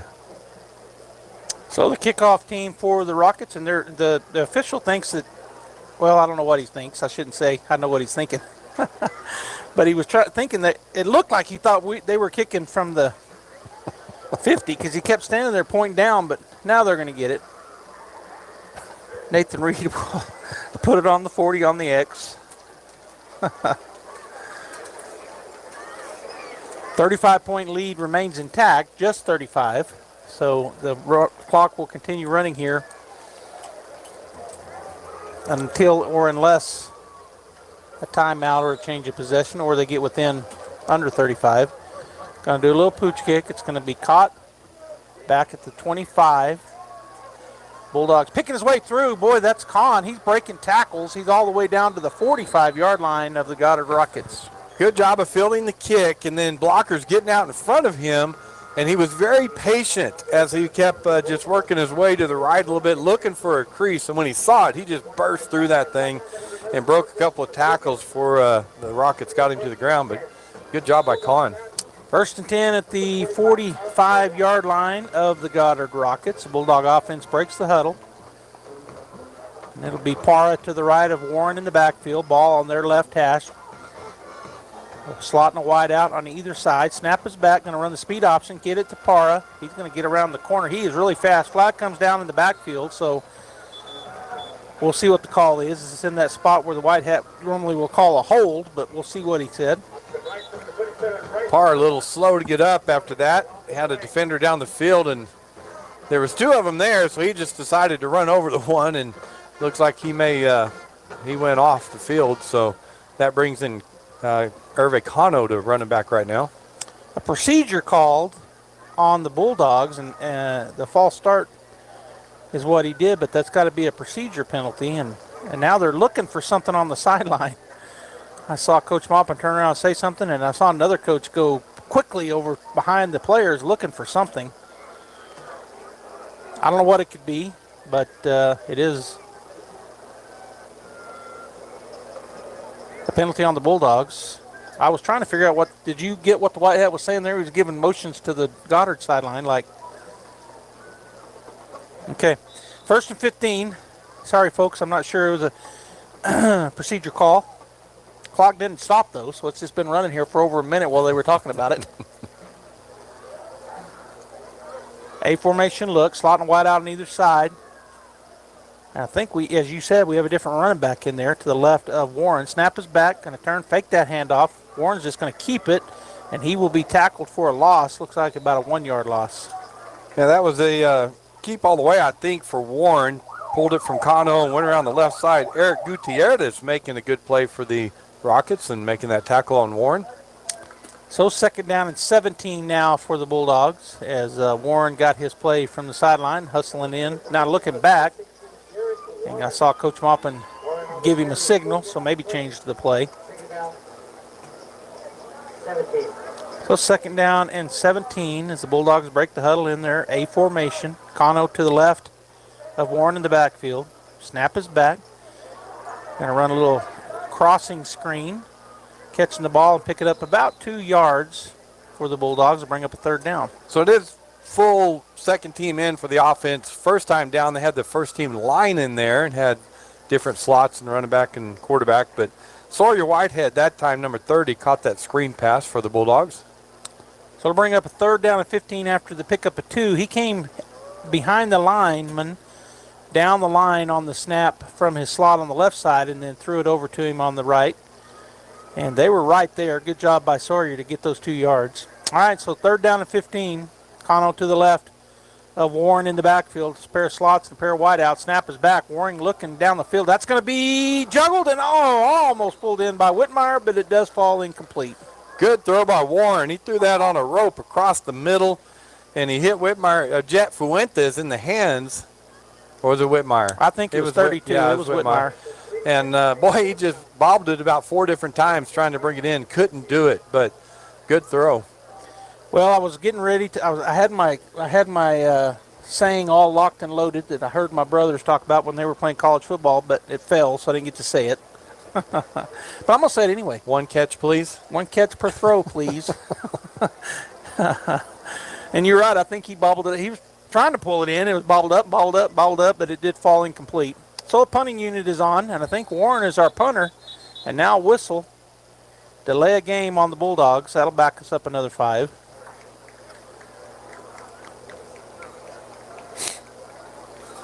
Of course, the clock just keeps running. We're under. Well, did it stop on this? Stopped. Okay, 4:14 to go here in the ball game. Barring a miracle, the Bulldogs should go get this win. They bring a man in motion. Snap is back. Warren catches it, and he's going to get the punt away over to the right side. Hits the ground, takes a great Bulldog bounce. That'll be down inside the 15-yard line as the Bulldogs battle each other to see who gets to down it. Good 45-yard punt by Warren there. Not unusual to see a Bulldog quarterback being the punter. Over the years, we've seen that a lot. By the way, did you punt any, Robbie, when you were the punter? Mm-hmm. Yep, that doesn't surprise me. You were the quarterback, so it doesn't surprise me. All right, so a great punt. Again, goes all the way down to the 14-yard line, so the Bulldog defense back on the field. 55-20, 3:53 to go in the ball game. Ball on the left hash for the Rockets. The far hash from us here in the press box. They got a slot and wide out to the wide side. One receiver to the far side. Gibbs to the right of the quarterback, Montoya. Snap is back. He's going to look to throw a tunnel screen to number 18. Bulldogs come up. Boy, what a great hit. Stand him up and drive him backwards. They're going to give him forward momentum. I think he might have got a yard. Now, I'm waiting for the pile to get up because I think it was McDonald, and it was. They came flying in there and made that hit on him, wrapped him up, and then about 6 other Bulldogs came in there and made that pile. Yeah, he came shooting through. He broke from he was being blocked, but he kind of shed the blocker, and he just came in there like a man on fire and hit him and stood him up. All right, so he did get forward momentum for 1 yard. 2nd down and 9 as they swapped to the right side hash mark for the Goddard Rockets. Slotting a wide out to the wide side, plus an X-back over there. Gibbs to the left of Montoya in the shotgun. Going to run the speed option that way. He's going to pitch it, and the ball's on the floor, but he picks it up, and that'll be a tackle for loss. Good job by the Bulldogs, number 23. Yeah, they had it covered that time. First half, we had no one on the pitch man in that formation, but they switched the defense up.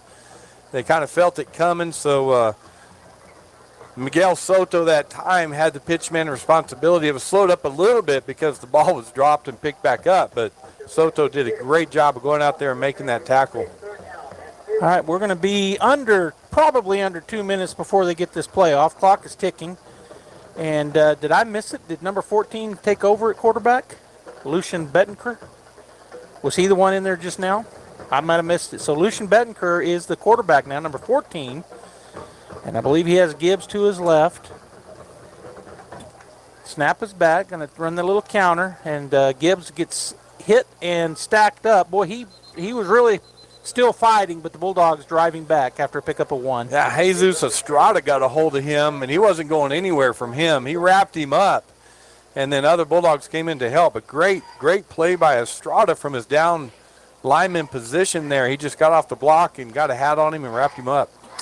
4th down and 13 for the Rockets, and they are gonna line up to punt it. 1:21 in the clock running. Bulldog coming on late. And he'll make it on. The kick is up, and this could be returnable. Let's see what he does with it. Nope, yeah, he thought about it and then got out of the way. Campbell, I thought he was going to come up and catch it, but he let it go. Yeah, I think he wanted to, depending on the bounce, because it kicked it over to the right side of the field. He went over there, hit the turf, and if it had been a good bounce to him, he would have done it, I think, and then tried to go in for the touchdown or score one anyway. 1:03 left in the game. So the Bulldog offense back onto the field. The ball is placed at the Goddard Rocket 42-yard line, and it'll be 1st and 10 there for the Bulldogs as Warren comes off the sideline with this play from Coach Maupin and enters the huddle.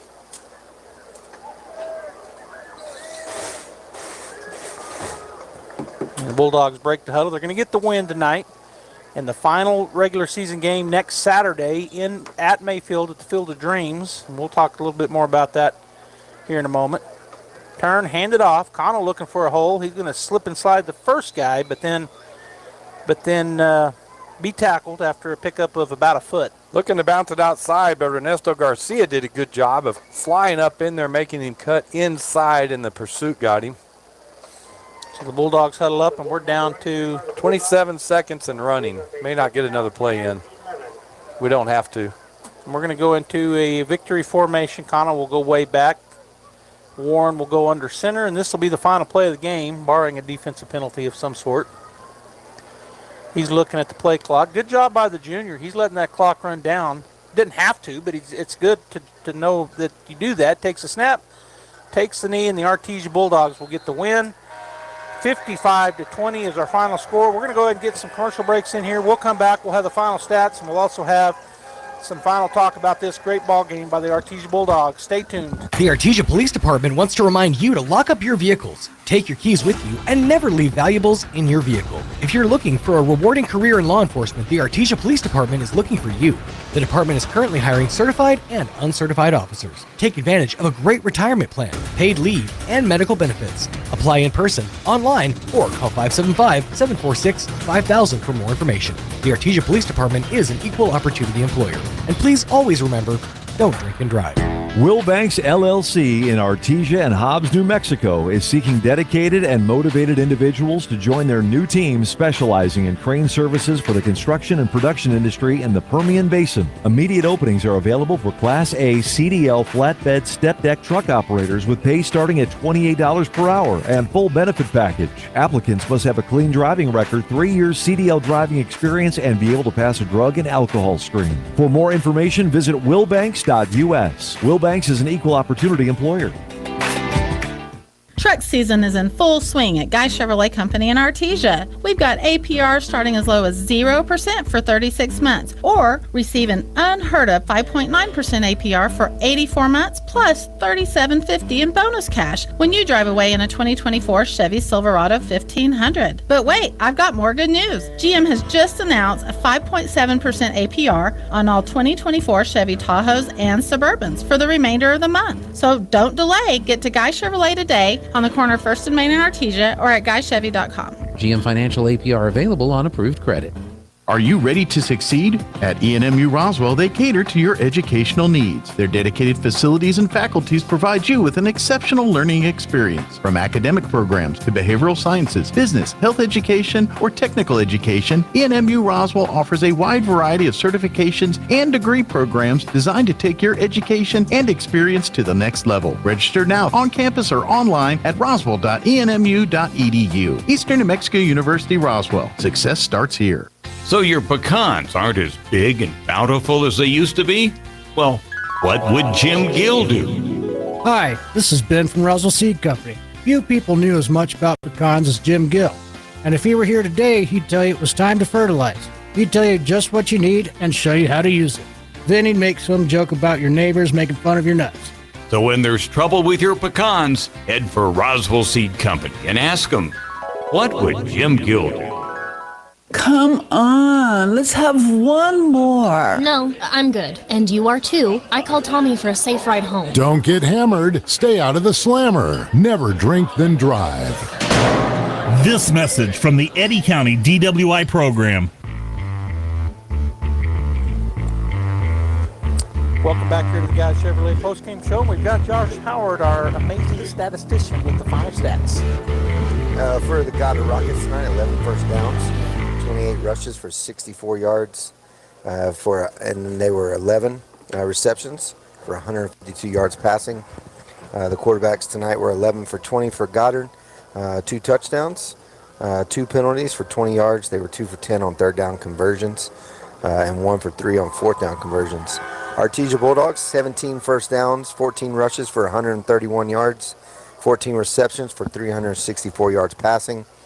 Our quarterbacks tonight were 14 for 21, 5 touchdowns, 0 interceptions. We had 7 penalties for 47 yards, and we were 2 for 3 on third down conversions. The stat leaders for the night for the Goddard Rockets, Leading the way rushing was Gibbs, 9 for 32. Perez was 10 for 17. Montoya had 8 for 13, and then Reed 1 for 2 and a touchdown. Passing, Montoya was 11 for 19 for 152 yards and 2 touchdowns. Receiving, leading the way was number 81, Porras, 3 for 96 and 2 touchdowns. Loya had 2 receptions for 24 yards. Castillo, 2 for 20. Torres, 2 for 9. Roybal, 1 for 2. And Chavez, 1 for 1. Leading the way for the Bulldogs, rushing was Galindo, 6 rushes for 114 yards and 2 touchdowns. Most of that in the first half. Cazares, 5 rushes for 16 yards and a touchdown. And then Cano had 1 rush for no yards. Passing, Cazares was 10 for 13 for 327 yards and 4 touchdowns. Derek Warren was 5 for 6 for 40 yards and a touchdown.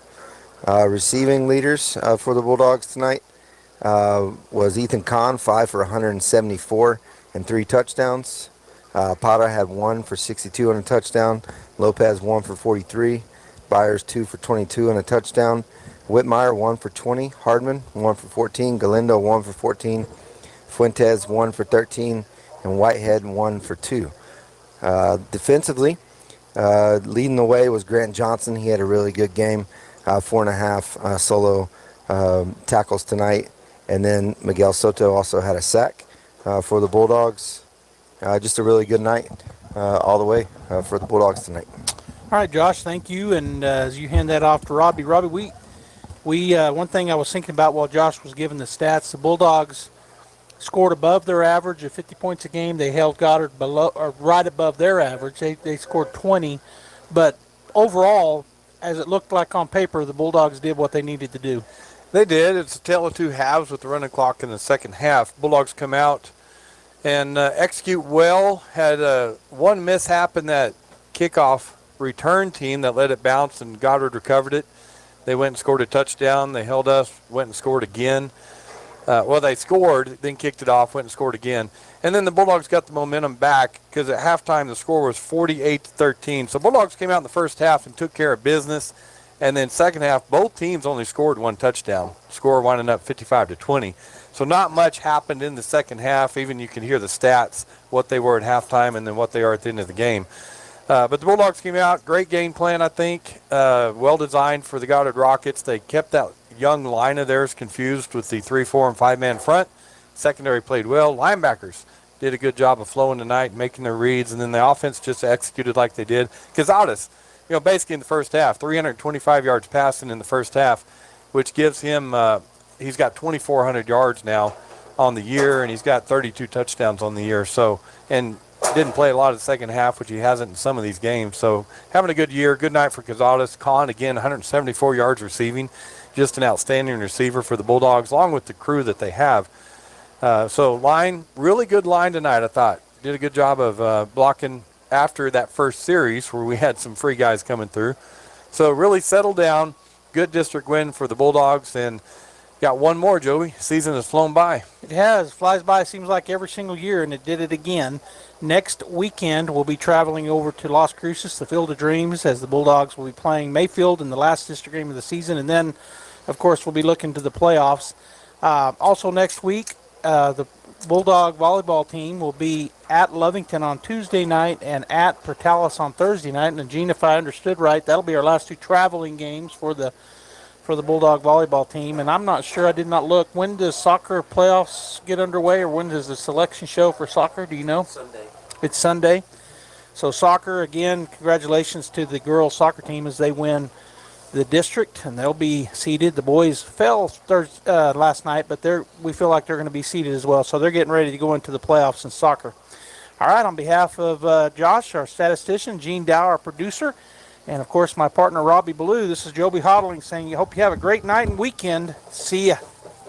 That concludes this edition of Artesia Bulldog Football on AM 990 and 93.7 FM KSVP. Sports on KSVP AM and FM and at KSVPTV.com is presented by Artesia General Hospital, Bob Reed Pest Control, Central Valley Electric, Eastern New Mexico University, Pecos Valley Equipment, Artesia Animal Clinic, Artesia Credit Union, Presbyterian Medical Services, Artesia Ford Sales, Artesia Historical Museum and Art Center, Artesia Plumbing and Heating, Big O Tires of Carlsbad, Kane Electrical Supply, the City of Artesia Police Department, Coterra Energy, Deans Incorporated, Devon Energy, Eastern New Mexico University Roswell, Smile Expressions, Edge Safety, Faith Baptist Church, Finn's Country Market, Forest Tire, Guy Chevrolet, H&R Block, Hermosa Church of Christ, HF Sinclair, Moppin and Brown Dentistry, Tate Branch Dodge, Hawker & Sons, KFC, Incredible Printing, JS Warden Son Insurance, J&J Home Care,